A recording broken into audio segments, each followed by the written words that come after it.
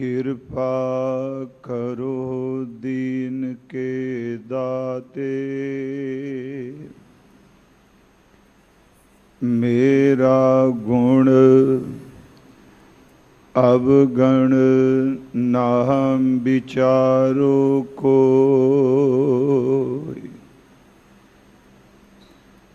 माटी का क्या थोपै स्वामी, मानस की गत ए।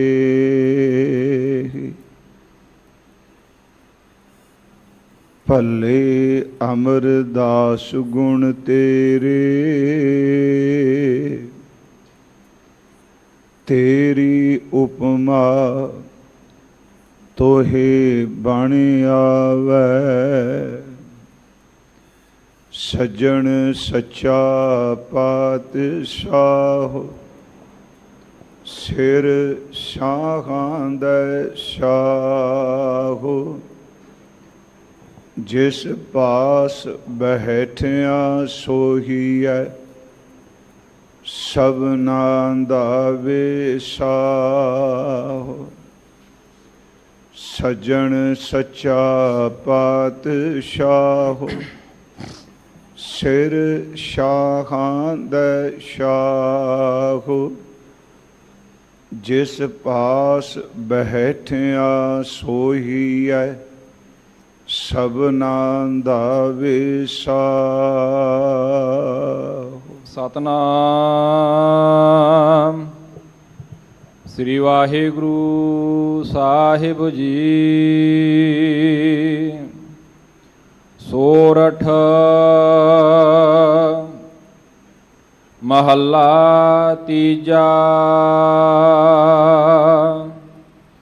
बिन सतगुर सेवे बहुता दुख लागा। जुग चारे परमाई, हम दीन तुम जुग जुग दाते। सबदे देह बुझाई, बिन सतगुर सेवे बहुता दुख लागा। जुग चारे भरमाई,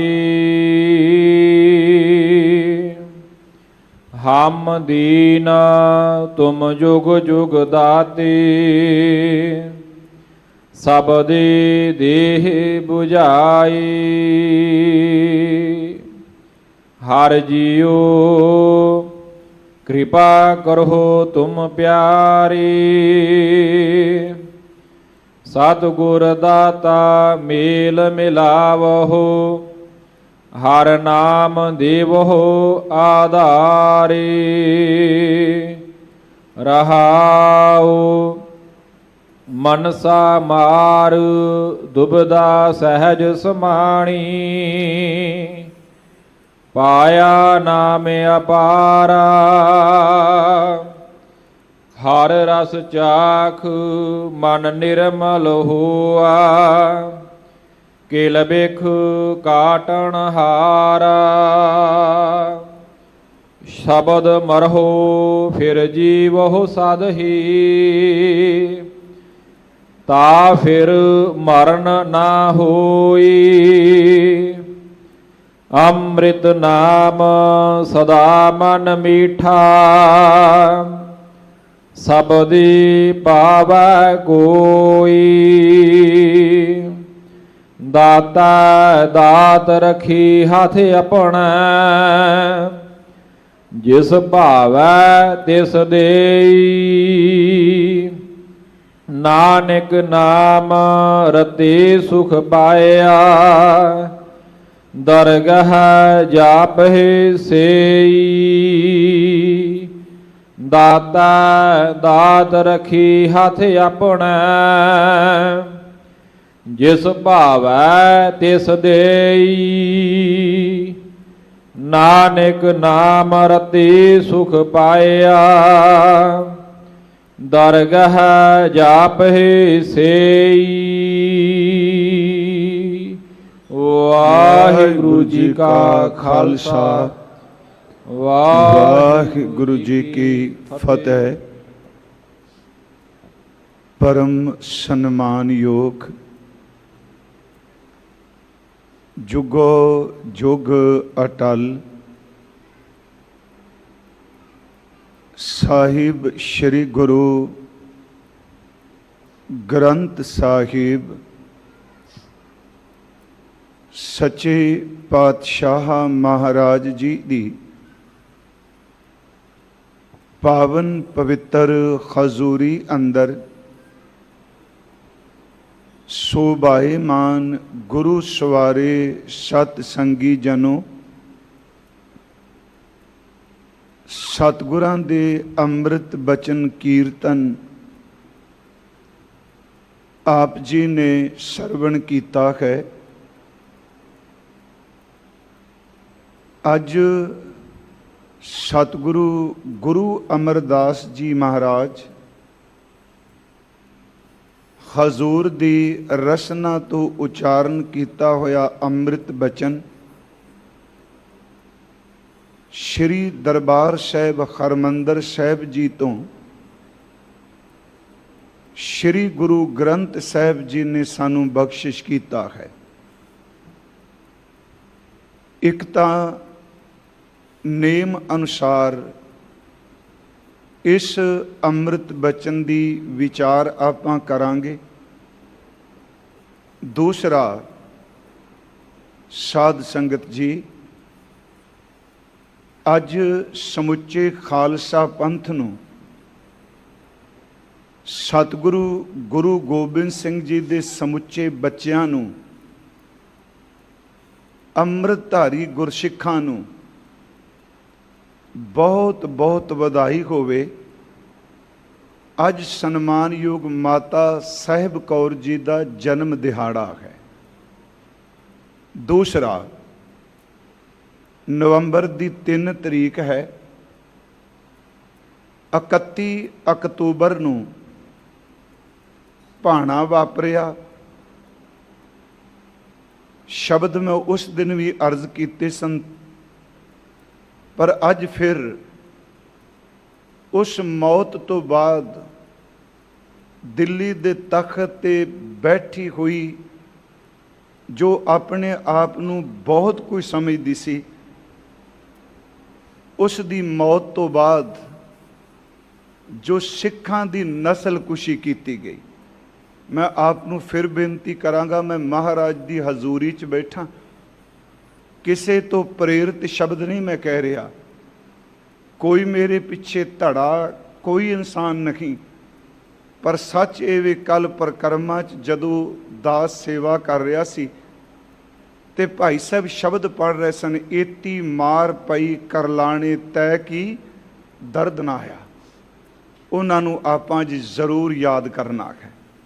ਸ਼ਬਦ ਦੀ ਵਿਚਾਰ, ਮਾਤਾ ਸਾਹਿਬ ਜੀ ਦਾ ਜੀਵਨ ਤੇ ਉਹਨਾਂ ਨੂੰ ਸ਼ਰਧਾ ਦੇ ਸੁਮਨ ਆਪਾਂ ਭੇਟ ਜ਼ਰੂਰ ਕਰਨੇ ਨੇ, ਜਿਹੜੇ ਉਸ ਨਸਲਕੁਸ਼ੀ ਦੇ ਵਿੱਚ ਬੱਚੇ, ਬਜ਼ੁਰਗ, ਬੀਬੀਆਂ, ਉਹਨਾਂ ਨੂੰ ਆਪਾਂ ਯਾਦ ਜ਼ਰੂਰ ਕਰੀਏ। ਆਓ ਜੀ, ਮੈਂ ਤਾਂ ਵਿਸ਼ੇ ਪਹਿਲਾਂ ਹੀ ਅਰਜ਼ ਕਰ ਦਿੱਤੇ ਨੇ। ਪਹਿਲਾਂ ਆਪਾਂ ਜੋ ਸਤਿਗੁਰਾਂ ਨੇ ਅੰਮ੍ਰਿਤ ਸ਼ਬਦ ਬਖਸ਼ਿਸ਼ ਕੀਤਾ ਹੈ, ਇਸ ਦੀ ਵਿਚਾਰ ਕਰਾਂਗੇ। ਆਪ ਜਿਤਨੇ ਸਤਿਗੁਰੂ ਦੀ ਚਰਨ ਸ਼ਰਨ ਵਿੱਚ ਸ਼ੋਭਾਏਮਾਨ ਹੋ, ਕਿਰਪਾ ਕਰੋ, ਅਸੀਸ ਬਖਸ਼ੋ, ਪਿਆਰ ਅਦਬ ਸਹਿਤ ਉਚਾਰਨ ਕਰੋ ਜੀ।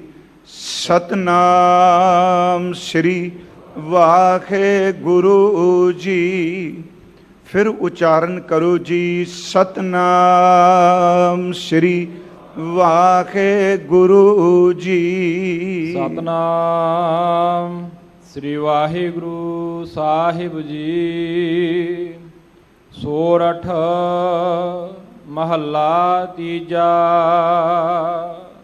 ਸੋਰਠ ਰਾਗ ਹੈ ਔਰ ਅੰਮ੍ਰਿਤ ਸ਼ਬਦ ਸਤਿਗੁਰੂ ਗੁਰੂ ਅਮਰਦਾਸ ਮਹਾਰਾਜ ਜੀ ਨੇ ਉਚਾਰਨ ਕੀਤਾ ਹੈ। ਸਤਿਗੁਰੂ ਗੁਰੂ ਅਮਰਦਾਸ ਸੱਚੇ ਪਿਤਾ ਜੀ ਮਹਾਰਾਜ, ਜਿਨ੍ਹਾਂ ਦੀ ਸਿਫਤ ਵਿੱਚ ਭੱਟ ਸਾਹਿਬਾਨ ਜੀ ਨੇ ਔਰ ਸਤਿਗੁਰੂ ਜੀ ਦੇ ਰਬਾਬੀ ਗੁਰਸਿੱਖਾਂ ਨੇ ਅੰਮ੍ਰਿਤ ਬਚਨ ਉਚਾਰਨ ਕੀਤੇ ਨੇ। ਬਾਬਾ ਸੱਤਾ ਜੀ ਉਹ ਆਪਣੀ ਰਸਨਾ ਤੋਂ ਇੱਕ ਬਚਨ ਕਹਿੰਦੇ ਨੇ, ਸੋ ਟਿੱਕਾ ਸੋ ਬਹਿਣਾ ਸੋਈ ਦੀਬਾਨ, ਪਿਓ ਦਾਦੇ ਜੇ ਵਿਹਾ ਪੋਤਰਾ ਪਰਵਾਨ। ਕਿ ਧੰਨ ਗੁਰੂ ਅਮਰਦਾਸ ਸੱਚੇ ਪਿਤਾ ਜੀ, ਆਪ ਜੀ ਦੇ ਮਸਤਕ ਤੇ ਜੋ ਨੂਰ ਹੈ, ਜੋ ਆਪ ਜੀ ਦਾ ਬਹਿਣਾ ਸਿੰਘਾਸਨ ਹੈ, ਤੇ ਜਿਸ ਦਰਬਾਰ ਵਿੱਚ ਆਪ ਜੀ ਸ਼ੋਭਾਏਮਾਨ ਹੋ, ਇਹ ਮਸਤਕ ਦਾ ਨੂਰ, ਆਪ ਜੀ ਦਾ ਸਿੰਘਾਸਨ ਤੇ ਆਪ ਜੀ ਦਾ ਦਰਬਾਰ ਜੋ ਹੈ, ਉਹ ਉਹੀ ਹੈ ਜਿਹੜਾ ਆਪ ਜੀ ਦੇ ਪਿਤਾ ਜੀ ਦਾ ਦਰਬਾਰ ਨੂਰ ਤੇ ਸਿੰਘਾਸਨ ਸੀ। ਜਿਹੜਾ ਆਪ ਜੀ ਦੇ ਦਾਦੇ ਦਾ ਮਸਤਕ ਦਾ ਨੂਰ ਸਿੰਘਾਸਨ ਤੇ ਦਰਬਾਰ ਸੀ, ਕੌਣ ਜੀ? ਪਿਤਾ ਜੀ ਕੌਣ? ਉਂਝ ਸ਼੍ਰੀ ਗੁਰੂ ਗ੍ਰੰਥ ਸਾਹਿਬ ਵਿੱਚ ਬਾਬਾ ਗੁਰੂ ਅਮਰਦਾਸ ਜੀ ਦੇ ਸਨਮਾਨਯੋਗ ਪਿਤਾ ਜੀ ਦਾ ਜ਼ਿਕਰ ਹੁੰਦਾ ਹੈ, ਤੇਜੋ ਤਨਾ ਭੱਟ ਸਾਹਿਬ ਵਰਦੇ ਆ। ਪਰ ਉੱਥੇ ਜਦੋਂ ਰੂਹਾਨੀ ਤੌਰ ਤੇ ਸ਼ਬਦ ਵਰਤੇ ਤੇ ਗੁਰੂ ਅਮਰਦਾਸ ਜੀ ਨੂੰ ਪੋਤਾ ਕਿਹਾ, ਧੰਨ ਗੁਰੂ ਨਾਨਕ ਦੇਵ ਜੀ ਦਾ। ਗੁਰੂ ਅਮਰਦਾਸ ਜੀ ਦਾ ਪਿਤਾ ਕਿਹਾ ਗਿਆ, ਧੰਨ ਗੁਰੂ ਅੰਗਦ ਦੇਵ ਜੀ ਨੂੰ। ਸੋ ਟਿੱਕਾ ਸੋ ਬਹਿਣਾ ਸੋਈ ਦੀਵਾਨ, ਪਿਓ ਦਾਦੇ ਜੇ ਵਿਹਾ ਪੋਤਾ ਪਰਵਾਨ। ਦੋ ਵਾਰੀ ਆਉਂਦਾ ਜੀ ਪੋਤਰਾ ਪਰਵਾਨ।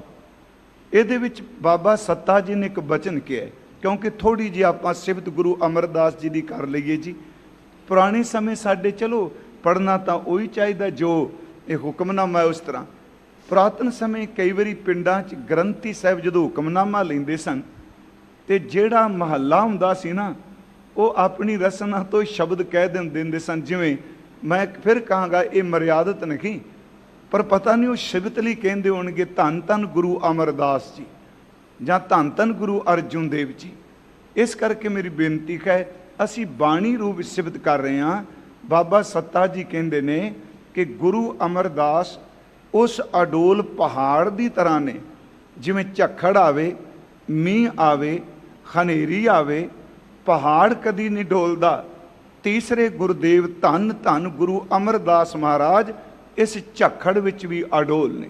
ਝੱਖੜ ਵਾਓ ਨਾ ਡੋਲਈ ਪਰਬਤ ਮੇਰਾਨ, ਜਾਣੇ ਬਿਰਥਾ ਜੀ ਕੀ ਜਾਣੀ ਕੋ ਜਾਣ, ਕਿਆ ਸਾਹ ਲਾਹੀਂ ਸੱਚੇ ਪਾਤਸ਼ਾਹ ਜਾਂ ਤੂੰ ਸੁਗੜ ਸੁਜਾਨ। ਉਹਨਾਂ ਨੇ ਇੱਕ ਹੋਰ ਬਚਨ ਕਿਹਾ ਜਿਹੜਾ ਮੈਂ ਆਪ ਨੂੰ ਖਾਸ ਕਰਕੇ ਅਰਜ਼ ਕਰਨੀ। ਸਭ ਨੂੰ ਪਤਾ ਹੈ ਕਿ ਭਾਈ ਸੱਤਾ ਜੀ ਤੇ ਭਾਈ ਬਲਵੰਡ ਜੀ ਗੁਰੂ ਘਰ ਰੁਸੇਵਾ ਕਰਕੇ ਚਲੇ ਗਏ ਸਨ। ਪਰ ਇਸ ਪੌੜੀ 'ਚ ਜੋ ਗੁਰੂ ਅਮਰਦਾਸ ਜੀ ਦੀ ਸਿਫਤ ਹੈ, ਉਸ ਵਿੱਚ ਭਾਈ ਸੱਤਾ ਜੀ ਬਚਨ ਕਰਦੇ ਨੇ, ਦਾਨ ਜੇ ਸਤਿਗੁਰ ਭਾਵ ਸੀ ਸੋ ਸੱਤੇ ਦਾਨ। ਫਿਰ ਬੇਨਤੀ ਸੁਣੋ, ਕਹਿੰਦੇ ਸਾਡੀ ਕੋਈ ਸ਼ਰਤ ਨਹੀਂ, ਸਾਡੀ ਕੋਈ ਮੰਗ ਨਹੀਂ, ਅਸਾਂ ਨੇ ਤੁਹਾਡੇ ਤੋਂ ਕੁਛ ਨਹੀਂ ਮੰਗਣਾ। ਹੇ ਧੰਨ ਗੁਰੂ ਅਮਰਦਾਸ ਜੀ, ਸੱਤੇ ਦੀ ਝੋਲੀ ਵਿੱਚ ਜਿਹੜੀ ਦਾਤ ਤੁਸੀਂ ਪਾ ਦਿਓਗੇ ਨਾ, ਤੁਹਾਡੀ ਹਰ ਦਾਤ ਹੀ ਸਾਡੇ ਲਈ ਰਹਿਮਤਾਂ ਵਾਲੀ ਹੈ।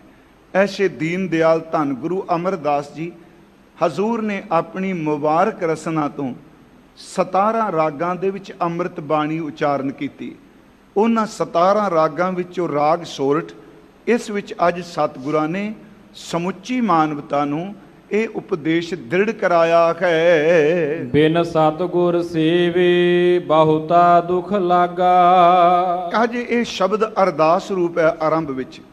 ਬਿਨ ਸਤਿਗੁਰ ਸੇਵੇ, ਇਹਦਾ ਅਰਥ ਹੋ ਗਿਆ ਜੀ ਬਿਨਾਂ ਸਤਿਗੁਰਾਂ ਦੀ ਸੇਵਾ ਕਰਨ ਤੋਂ। ਫਿਰ ਬੇਨਤੀ, ਇਸ ਜੀਵ ਦੀ ਹਾਲਤ ਕੀ ਹੁੰਦੀ ਹੈ? ਸਤਿਗੁਰੂ ਦੀ ਸੇਵਾ ਤੋਂ ਬਿਨਾਂ, ਸਤਿਗੁਰੂ ਨੂੰ ਧਾਰਨ ਕਰਨ ਤੋਂ ਬਿਨਾਂ। ਪਿਛਲੇ ਦਿਨਾਂ ਤੋਂ ਵੇਖੋ ਨਿਰੰਤਰ ਇਹ ਪ੍ਰਸੰਗ ਚੱਲ ਰਿਹਾ ਗੁਰੂ ਜੀ ਵਾਲਾ। 2 ਵਾਰੀ ਤਾਂ ਇਹ ਹੁਕਮਨਾਮਾ ਆ ਗਿਆ, ਫਿਰਤ ਫਿਰਤ ਭੇਟੇ ਜਨ ਸਾਧੂ। ਅੱਜ ਫਿਰ ਸਤਿਗੁਰੂ ਜੀ ਬਚਨ ਕਰ ਰਹੇ ਨੇ, ਸਤਿਗੁਰੂ ਨੂੰ ਸੇਵਨ ਤੋਂ ਬਿਨਾਂ, ਸਤਿਗੁਰੂ ਦੇ ਹੋਣ ਤੋਂ ਬਿਨਾਂ, ਸਤਿਗੁਰੂ ਧਾਰਨ ਕਰਨ ਤੋਂ ਬਿਨਾਂ ਜੁਗ ਚਾਰੇ ਪਰਮਾਈ। ਬਹੁਤਾ ਦੁੱਖ ਲੱਗਾ, ਬੜਾ ਦੁੱਖ ਲੱਗਦਾ ਜੀ, ਅੰਦਰ ਨੂੰ ਸਕੂਨ ਨਹੀਂ ਮਿਲਦਾ। ਜੁਗ ਚਾਰੇ ਪਰਮਾਈ। ਹੁਣ 4 ਯੁਗ, ਸਤਯੁਗ, ਤ੍ਰੇਤਾ, ਦੁਆਪਰ ਤੇ ਕਲਯੁਗ ਆਪਾਂ ਕਹਿੰਦੇ। ਇਹਦੇ ਸਿੱਧੇ ਅਰਥ ਆਪਾਂ 4 ਯੁਗਾਂ ਦੇ ਇਹ ਕਰਾਂਗੇ ਹਰ ਸਮੇਂ। ਇਹਦਾ ਮਤਲਬ ਫਿਰ ਧਿਆਨ ਨਾਲ ਸੁਣਿਓ। ਜੁਗ ਚਾਰੇ ਭਰਮਾਈ, ਸਤਜੁਗ ਹੋਵੇ, ਬੜਾ ਚੰਗਾ ਯੁਗ ਲੋਕ ਕਹਿੰਦੇ ਸਨ, ਤ੍ਰੇਤਾ ਹੋਵੇ, ਦੁਆਪਰ ਹੋਵੇ ਤੇ ਭਾਵੇਂ ਕਲਯੁਗ ਹੋਵੇ। ਯੁਗ ਕੋਈ ਵੀ ਹੋਵੇ ਪਰ ਬੰਦੇ ਦੀ ਬੰਦ ਖਲਾਸੀ ਤਾਂ ਹੋਵੇਗੀ ਜੇ ਸਤਿਗੁਰੂ ਵਾਲਾ ਬਣੇਗਾ। ਸਿੱਧੀ ਬਾਤ ਕਿ ਹਰ ਸਮੇਂ ਹਰ ਯੁੱਗ ਦੇ ਵਿੱਚ ਬੰਦਾ ਉਹ ਭਟਕਦਾ ਰਹਿੰਦਾ ਹੈ, ਉਹਨੂੰ ਟਿਕਾ ਨਹੀਂ ਮਿਲਦਾ ਜਿਹਨੇ ਸਤਿਗੁਰੂ ਨੂੰ ਧਾਰਨ ਨਹੀਂ ਕੀਤਾ। ਬਿਨ ਸਤਿਗੁਰ ਸੇਵੇ ਬਹੁਤਾ ਦੁੱਖ ਲਾਗਾ, ਜੁਗ ਚਾਰੇ ਭਰਮਾਈ। ਇਹ ਚਾਰ ਯੁੱਗ ਹੀ ਉਹ ਭਟਕਦਾ ਰਹਿੰਦਾ ਹੈ। ਹਮ ਦੀਨ ਤੁਮ ਜੁਗ ਜੁਗ ਦਾਤੇ। ਹੇ ਸੱਚੇ ਪਾਤਸ਼ਾਹ ਵਾਹਿਗੁਰੂ ਜੀ, ਪਰਮਾਤਮਾ ਜੀ, ਹਮ ਦੀਨ, ਅਸੀਂ ਗਰੀਬ ਖਾਂ, ਅਸੀਂ ਆਜਿਜ਼ ਖਾਂ, ਤੇ ਤੁਸੀਂ ਮੰਗਤਿਆਂ ਦੀ ਝੋਲੀ ਵਿੱਚ ਹਰ ਯੁੱਗ ਵਿੱਚ ਹੀ ਤੁਸੀਂ ਦਾਤ ਪਾਉਂਦੇ ਹੋ। ਇੱਥੇ ਫਿਰ ਅਰਜ਼ ਸੁਣਿਓ, ਕਿਸੇ ਯੁੱਗ ਵਿੱਚ ਅਵਤਾਰ ਦੀ ਗੱਲ ਨਹੀਂ ਕਰ ਰਹੇ। ਅਸੀਂ ਗਰੀਬ ਖਾਂ, ਮੰਗਤੇ ਖਾਂ, ਆਜਿਜ਼ ਖਾਂ, ਤੇ ਆਪ ਜੀ ਹਰ ਯੁੱਗ ਵਿੱਚ, ਸਤਯੁਗ ਹੋਵੇ, ਤ੍ਰੇਤਾ ਹੋਵੇ, ਕੋਈ ਵੀ ਹੋਵੇ, ਹਰ ਯੁੱਗ ਦੇ ਵਿੱਚ ਦਾਤਾਂ ਦੇਣ ਵਾਲਾ ਕੋਈ ਹੋਰ ਅਵਤਾਰ ਨਹੀਂ, ਕੇਵਲ ਕਰਤਾ ਪੁਰਖ ਵਾਹਿਗੁਰੂ ਜੀ ਹੈ। ਹਰ ਯੁੱਗ ਵਿੱਚ ਦਾਤਾਂ ਤੁਸੀਂ ਦਿੰਦੇ ਹੋ।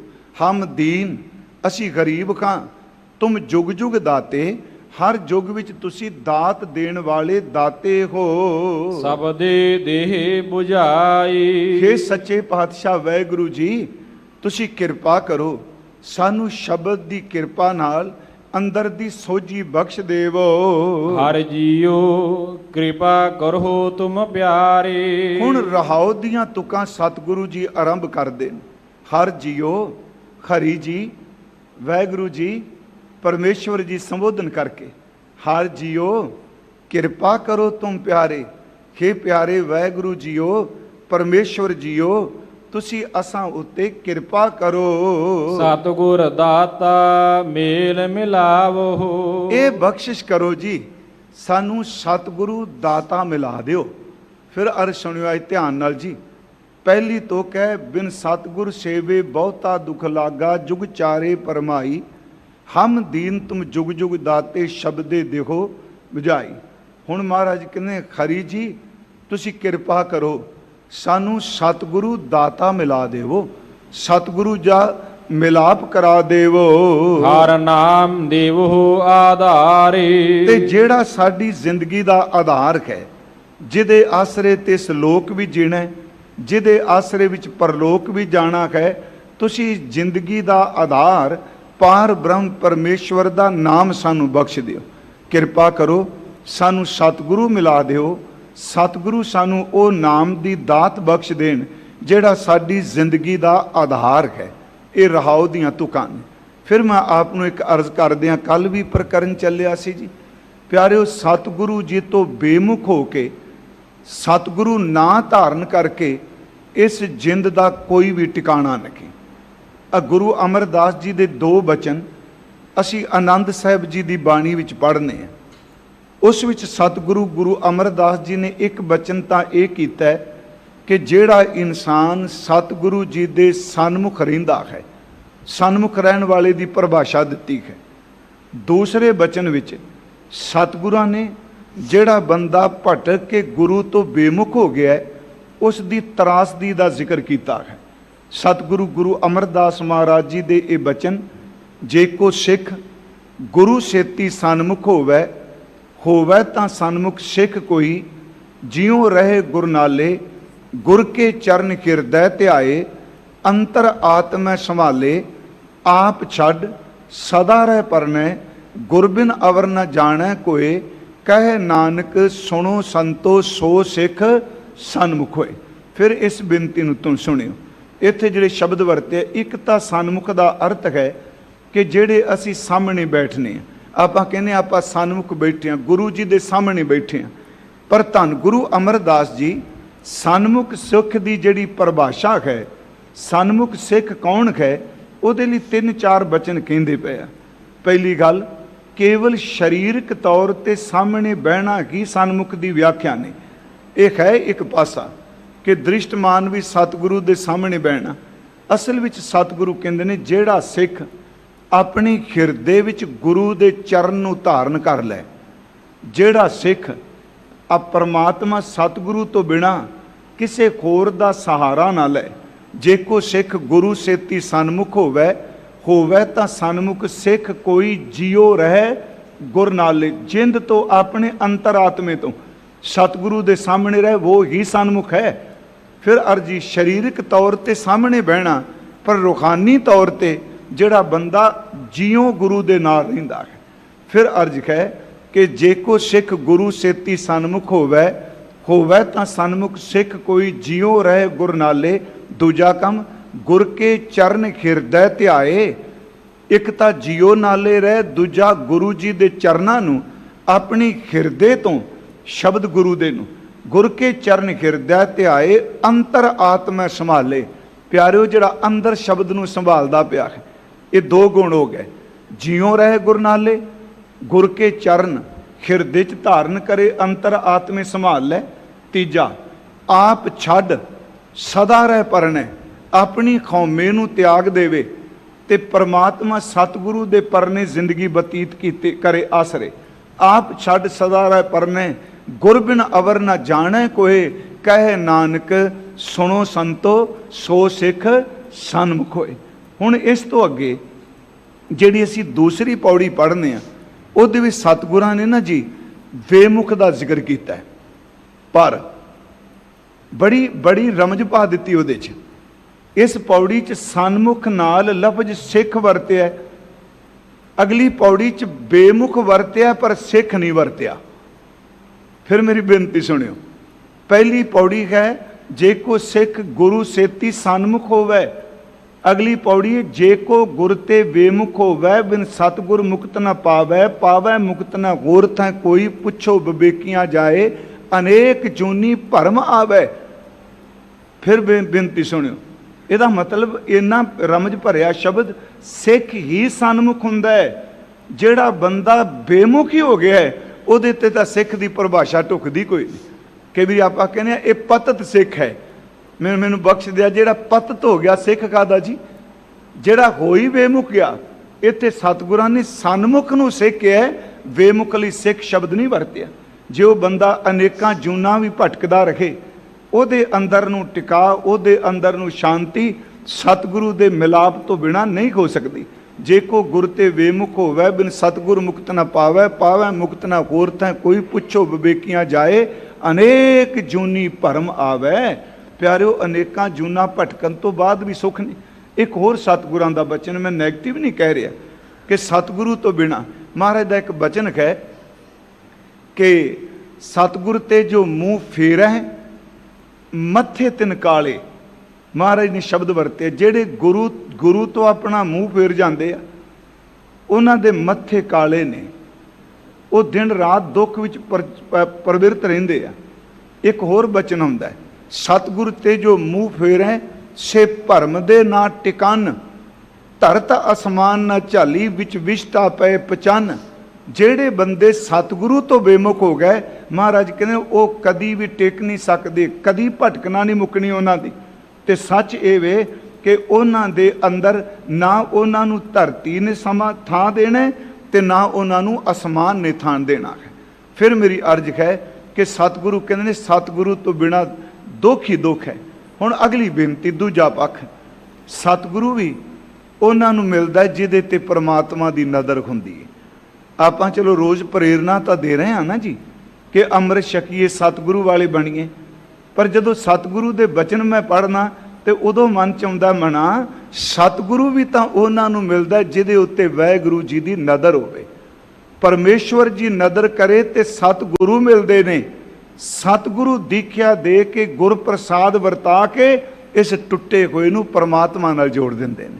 ਮਹਾਰਾਜ ਜੀ ਦੇ ਬਚਨ ਅਸੀਂ ਆਸਾ ਕੀ ਵਾਰ ਵੀ ਸੁਣਨੇ ਆ, ਨਦਰ ਕਰੇ ਜੇ ਆਪਣੀ ਤਾਂ ਨਦਰੀ ਸਤਿਗੁਰ ਪਾਇਆ। ਹਰ ਜੀਓ ਕਿਰਪਾ ਕਰੋ ਤੁਮ ਪਿਆਰੇ। ਹੇ ਖਰੀ ਜੀ, ਤੁਹਾਡੀ ਕਿਰਪਾ ਨਾਲ ਸਤਿਗੁਰੂ ਮਿਲਣਾ। ਉਹ ਬਚਨ ਹੈ, ਨਦਰ ਕਰੇ ਜੇ ਆਪਣੀ। ਜੇ ਤੁਸੀਂ ਵਾਹਿਗੁਰੂ ਜੀ ਆਪਣੀ ਨਜ਼ਰ ਕਰੋ ਕਰਤਾਰ ਜੀ, ਤੁਹਾਡੀ ਨਜ਼ਰ ਨਾਲ ਸਤਿਗੁਰੂ ਮਿਲਣਾ। ਨਦਰ ਕਰੇ ਜੇ ਆਪਣੀ ਤਾਂ ਨਦਰੀ ਸਤਿਗੁਰ ਪਾਇਆ। ਇਹ ਜੀਓ ਬਹੁਤ ਜਨਮ ਭਰਮਿਆ ਤਾਂ ਸਤਿਗੁਰ ਸ਼ਬਦ ਸੁਣਾਇਆ। ਪਿਆਰਿਓ, ਇਹ ਜੀਓ ਜਿਹੜੀ ਸਾਡੀ ਜਿੰਦ ਹੈ, ਕਿੰਨੇ ਜਨਮਾਂ ਦੀ ਭਟਕਦੀ ਫਿਰਦੀ। ਜਦੋਂ ਉਸ ਵਾਹਿਗੁਰੂ ਜੀ ਦੇ ਨਦਰ ਕੀਤੀ, ਨਦਰ ਨਾਲ ਸਤਿਗੁਰੂ ਮਿਲੇ ਤੇ ਸਤਿਗੁਰੂ ਨੇ ਇਸ ਭਟਕਦੀ ਹੋਈ ਜਿੰਦ ਨੂੰ ਗੁਰਮੰਤਰ ਸ਼ਬਦ ਸੁਣਾ ਦਿੱਤਾ, ਇਹਨੂੰ ਬਾਣੀ ਦਾ ਸ਼ਬਦ ਸੁਣਾਇਆ। ਇਹ ਜੀਓ ਬਹੁਤੇ ਜਨਮ ਭਰਮਿਆ ਤਾਂ ਸਤਿਗੁਰੂ ਸ਼ਬਦ ਸੁਣਾਇਆ। ਅੱਗੇ ਗੁਰੂ ਨਾਨਕ ਸਾਹਿਬ ਬਚਨ ਕਰਦੇ ਆ ਕਿ ਭਾਈ ਸਿੱਖੋ, ਸਤਿਗੁਰੂ ਤੋਂ ਵੱਡਾ ਕੋਈ ਦਾਤਾ ਨਹੀਂ। ਸਾਰੇ ਲੋਕ ਧਿਆਨ ਨਾਲ ਸੁਣੋ, ਨਦਰ ਕਰੇ ਜੇ ਆਪਣੀ ਤਾਂ ਨਦਰੀ ਸਤਿਗੁਰ ਪਾਇਆ। ਇਹ ਜੀਓ ਬਹੁਤੇ ਜਨਮ ਭਰਮਿਆ ਤਾਂ ਸਤਿਗੁਰ ਸ਼ਬਦ ਸੁਣਾਇਆ। ਸਤਿਗੁਰ ਜੇਵੜ ਦਾਤਾ ਕੋ ਨਹੀਂ, ਸਭ ਸੁਣਿਓ ਲੋਕ ਸਬਾਇਆ। ਉਹ ਧਰਤੀ ਦੇ ਲੋਕੋ, ਸਬਾਇਆ ਦਰ ਤੇ ਸਾਰੇ ਲੋਕੋ। ਮੈਂ ਕੂਕ ਕੂਕ ਕੇ ਕਹਿ ਰਿਹਾ, ਧੰਨ ਗੁਰੂ ਨਾਨਕ ਸਾਹਿਬ ਸੱਚੇ ਪਿਤਾ ਕਹਿ ਰਿਹਾ, ਭਾਈ ਸੱਚ ਇਹ ਵੇ ਸਤਿਗੁਰੂ ਤੋਂ ਵੱਡਾ ਦਾਤਾ ਹੈ ਹੀ ਕੋਈ ਨਹੀਂ। ਮੈਂ ਬੇਨਤੀ ਕਰਾਂ, ਜਿਨ੍ਹਾਂ ਨੂੰ ਸਤਿਗੁਰੂ ਮਿਲੇ ਨਾ, ਉਹ ਯਾਦ ਰੱਖਣ, ਵਾਹਿਗੁਰੂ ਦੀ ਕਿਰਪਾ ਤੋਂ ਬਿਨਾਂ ਸਤਿਗੁਰੂ ਨਹੀਂ ਮਿਲਦਾ। ਦੂਜੀ ਗੱਲ, ਇੱਕ ਬਚਨ ਅਸੀਂ ਹੋਰ ਪੜ੍ਹਨੇ, ਸੰਤ ਸਭਾ ਓਟ ਗੁਰਪੂਰੇ। ਇੱਕ ਸਤ ਸੰਗਤ, ਦੂਜੇ ਪੂਰੇ ਸਤਿਗੁਰਾਂ ਦੀ ਕਿਰਪਾ। ਇਹ ਉਹਨਾਂ ਨੂੰ ਮਿਲਦੀ ਹੈ ਜਿਹੜੇ ਮੱਥੇ ਦੇ ਲੇਖ ਲਿਖਾ ਕੇ ਆਏ ਨੇ। ਸੰਤ ਸਭਾ ਓਟ ਗੁਰਪੂਰੇ ਧੁਰ ਮਸਤਕ ਲੇਖ ਲਿਖਾਏ। ਜਾਂ ਆਪਾਂ ਪੜ੍ਹਦੇ ਹਾਂ, ਜੈਸਾ ਸਤਿਗੁਰ ਸੁਣੀਦਾ ਤੈਸੋ ਹੀ ਮੈਂ ਢੀਠ। ਵਿਛੜਿਆ ਮੇਲੇ ਪ੍ਰਭੂ ਹਰ ਦਰਗਹਿ ਕਾ ਬਸੀਠ। ਹਰ ਨਾਮੋ ਮੰਤਰ ਦ੍ਰਿੜਾਏਂਦਾ ਕੱਟੈ ਖੌਮੈ ਰੋਗ। ਪਿਆਰਿਓ, ਥੋੜ੍ਹੇ ਜਿਹੇ ਅਰਥ ਆਪਾਂ ਕਰ ਲੈਂਦੇ ਕਿ ਜਿਹੋ ਜਿਹਾ ਸਤਿਗੁਰੂ ਜੀ ਬਾਰੇ ਸੁਣਿਆ ਸੀ ਨਾ, ਉਹ ਹੁਣ ਮਹਿਸੂਸ ਕਰ ਲਿਆ, ਸਤਿਗੁਰੂ ਜੀ ਨੂੰ ਦੇਖ ਲਿਆ। ਉਹ ਕੀ ਕਰ ਰਹੇ ਨੇ ਸਤਿਗੁਰੂ ਜੀ? ਇੱਕ ਤਾਂ ਵਿਛੜਿਆ ਹੋਇਆਂ ਨੂੰ ਵਾਹਿਗੁਰੂ ਜੀ ਨਾਲ ਮਿਲਾਉਂਦੇ ਆ, ਤੇ ਬਾਕੀ ਜਿਹੜੇ ਜੀਵ ਨੇ ਪਾਪ ਕਰਮ ਕੀਤੇ ਨੇ, ਹਾਂ ਮੇਰੀ ਫਿਰ ਬੇਨਤੀ ਸੁਣਿਓ, ਇਹਦਾ ਮਤਲਬ ਇਹ ਨਹੀਂ ਕਿ ਸਤਿਗੁਰੂ ਵਾਲੇ ਬਣ ਕੇ ਬੰਦਾ ਪਾਪ ਵਿੱਚ ਪ੍ਰਵਿਰਤ ਰਹੇ। ਜਿਹੜੇ ਨੇ ਪਾਪ ਕਰਮ ਕੀਤੇ, ਪਹਿਲਾਂ ਭੁੱਲਾਂ ਕੀਤੀਆਂ, ਸਤਿਗੁਰੂ ਜੀ ਪਰਮੇਸ਼ਵਰ ਦੀ ਦਰਗਾਹ ਦੇ ਵਕੀਲ ਨੇ। ਫਿਰ ਬੇਨਤੀ ਹੈ, ਜੈਸਾ ਸਤਿਗੁਰ ਸੁਣੀਦਾ ਤੈਸੋ ਹੀ ਮੈਂ ਢੀਠ। ਵਿਛੜਿਆ ਮੇਲੇ ਪ੍ਰਭੂ ਹਰ ਦਰਗਹਿ ਕਾ ਬਸੀਠ। ਹਰ ਨਾਮੋ ਮੰਤਰ ਦ੍ਰਿੜਾਏਂਦਾ ਕੱਟੈ ਖੌਮੈ ਰੋਗ। ਤੇ ਮਹਾਰਾਜ ਸਤਿਗੁਰੂ ਕਿਵੇਂ ਮਿਲਦਾ? ਨਾਨਕ ਸਤਿਗੁਰੂ ਤਿਨਾ ਮਿਲਾਇਣ ਜਿਨ੍ਹਾਂ ਧੁਰੇ ਪਿਆ ਸੰਜੋਗ। ਮੈਂ ਫਿਰ ਬੇਨਤੀ ਕਰਾਂਗੇ, ਤੇ ਸਤਿਗੁਰੂ ਕਹਿ ਰਹੇ ਨੇ ਕਿ ਜੁਗ ਜੁਗ ਭਟਕਦੀ ਹੈ ਆਤਮਾ। ਸਤਿਗੁਰੂ ਜੀ, ਵਾਹਿਗੁਰੂ ਜੀ ਕਿਰਪਾ ਕਰੋ, ਸਾਨੂੰ ਸਤਿਗੁਰੂ ਨਾਲ ਮਿਲਾ ਦੇਵੋ ਤੇ ਸ਼ਬਦ ਦੀ ਦਾਤ ਦੇਵਨ। ਰਹਾਉ। ਇਹ ਦੋ ਤੁਕਾਂ ਸਤਿਗੁਰਾਂ ਨੇ ਰਹਾਉ ਦੀਆਂ ਬਖਸ਼ਿਸ਼ ਕੀਤੀਆਂ ਹਨ। ਮਨਸਾ ਮਾਰ ਦੁਬਦਾ ਸਹਿਜ ਸਮਾਣੀ। ਹੁਣ ਜਦੋਂ ਸਤਿਗੁਰੂ ਜੀ ਨੇ ਸ਼ਬਦ ਦੀ ਦਾਤ ਦੇ ਦਿੱਤੀ, ਨਾਮ ਉਪਦੇਸ਼ ਦੇ ਦਿੱਤਾ, ਫਿਰ ਜ਼ਿੰਦਗੀ 'ਚ ਤਬਦੀਲੀ ਕੀ ਆਈ? ਮਨਸਾ ਮਾਰ ਦੁਬਦਾ ਸਹਿਜ ਸਮਾਣੀ। ਜਿਹੜੀ ਮਨਸਾ ਸੀ, ਮਨੀਸ਼ਾ ਜਿਹਨੂੰ ਕਿਹਾ ਜਾਂਦਾ ਹੈ, ਜਿਹੜੇ ਮਨ ਵਿੱਚ ਫੁਰਨੇ ਉੱਠਦੇ ਸਨ ਕਿਸੇ ਸ਼ੈ ਦੀ ਪ੍ਰਾਪਤੀ ਦੇ ਲਈ, ਕਹਿੰਦੇ ਪਰਮੇਸ਼ਵਰ ਜੀ ਨੇ ਕਿਰਪਾ ਕੀਤੀ, ਸਤਿਗੁਰੂ ਮਿਲੇ। ਸਤਿਗੁਰਾਂ ਨੇ ਇੰਨੀ ਕਿਰਪਾ ਕੀਤੀ, ਅੰਦਰੋਂ ਮਨੀਸ਼ਾ ਮਨ ਦੀ ਇੱਛਾਵਾਂ ਵਾਲੀ ਬਿਰਤੀ ਹੀ ਖਤਮ ਕਰ ਦਿੱਤੀ ਜੀ। ਫੁਰਨੇ ਕੋਈ ਨਹੀਂ ਉੱਠਦਾ ਜੀ, ਹੋਰ ਕੋਈ ਅੰਦਰ ਖਿਆਲ ਹੀ ਨਹੀਂ ਉੱਠਦਾ। ਜਿਵੇਂ ਭਾਈ ਸਾਹਿਬ ਭਾਈ ਬਿਧੀ ਚੰਦ ਜੀ ਨੂੰ ਸਤਿਗੁਰਾਂ ਨੇ 4 ਬਚਨ ਇੱਕ ਵਾਰੀ ਦਿੱਤੇ, 3 ਬਚਨ ਇੱਕ ਵਾਰੀ ਦਿੱਤੇ। 2 ਵਾਰੀ ਘੋੜੇ ਜਦੋਂ ਲੈ ਕੇ ਆਏ, ਤੇ ਭਾਈ ਬਿਧੀ ਚੰਦ ਜੀ ਨੇ ਇੱਕ ਦਾਤ ਹੋਰ ਚੌਥੀ ਮੰਗੀ ਸਤਿਗੁਰਾਂ ਤੋਂ। ਮਹਾਰਾਜ ਸੱਚੇ ਪਾਤਸ਼ਾਹ ਧੰਨ ਗੁਰੂ ਹਰਗੋਬਿੰਦ ਸਾਹਿਬ ਨੂੰ ਬੇਨਤੀ ਕੀਤੀ, ਸੱਚੇ ਪਾਤਸ਼ਾਹ ਜੀ, ਆਪ ਜੀ ਨੇ ਇਹ 3 ਬਚਨ ਕਹਿ ਦਿੱਤੇ, ਬਿਧੀ ਚੰਦ ਛੀਨਾ ਗੁਰੂ ਕਾ ਸੀਨਾ, ਪ੍ਰੇਮ ਭਗਤ ਭੀਨਾ, ਕਦੇ ਕਮੀ ਨਾ ਹੈ। ਤੇ ਇੱਕ ਬਚਨ ਹੋਰ ਕਿਰਪਾ ਕਰੋ। ਮਹਾਰਾਜ ਜੀ ਕਹਿੰਦੇ ਦੱਸੋ ਜੀ। ਤੇ ਭਾਈ ਬਿਧੀ ਚੰਦ ਜੀ, ਬਹਾਦਰ ਭਾਈ ਬਿਧੀ ਚੰਦ ਜੀ, ਉਹਨਾਂ ਨੇ ਕਿਹਾ ਸੱਚੇ ਪਾਤਸ਼ਾਹ, ਚੌਥੀ ਕਿਰਪਾ ਇਹ ਕਰੋ, ਅੱਜ ਤੋਂ ਬਾਅਦ ਮਨ ਵਿੱਚ ਮੰਗਣ ਵਾਲੀ ਬਿਰਤੀ ਹੀ ਖਤਮ ਹੋ ਜਾਏ, ਫੁਰਨਾ ਹੀ ਕੋਈ ਨਾ ਉੱਠੇ, ਮਨੀਸ਼ਾ ਕਹਿ ਲਓ।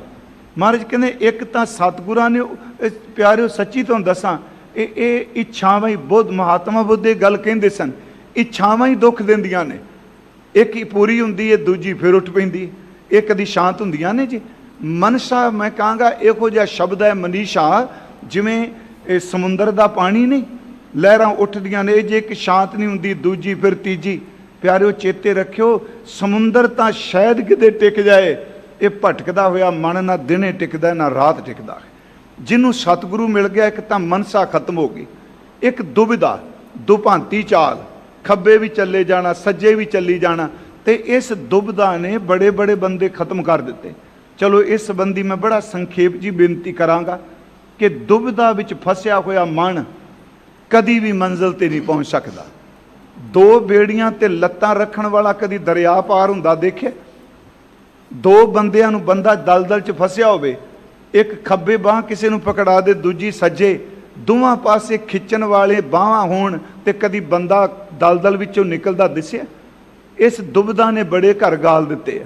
ਮੈਨੂੰ ਯਾਦ ਹੈ ਕਿ ਬੁੱਲਾ ਤੁਰਿਆ ਹੁੰਦਾ ਸੀ, ਅਨਾਇਤ ਸ਼ਾਹ ਉਹਦਾ ਮੁਰਸ਼ਦ ਸੀ।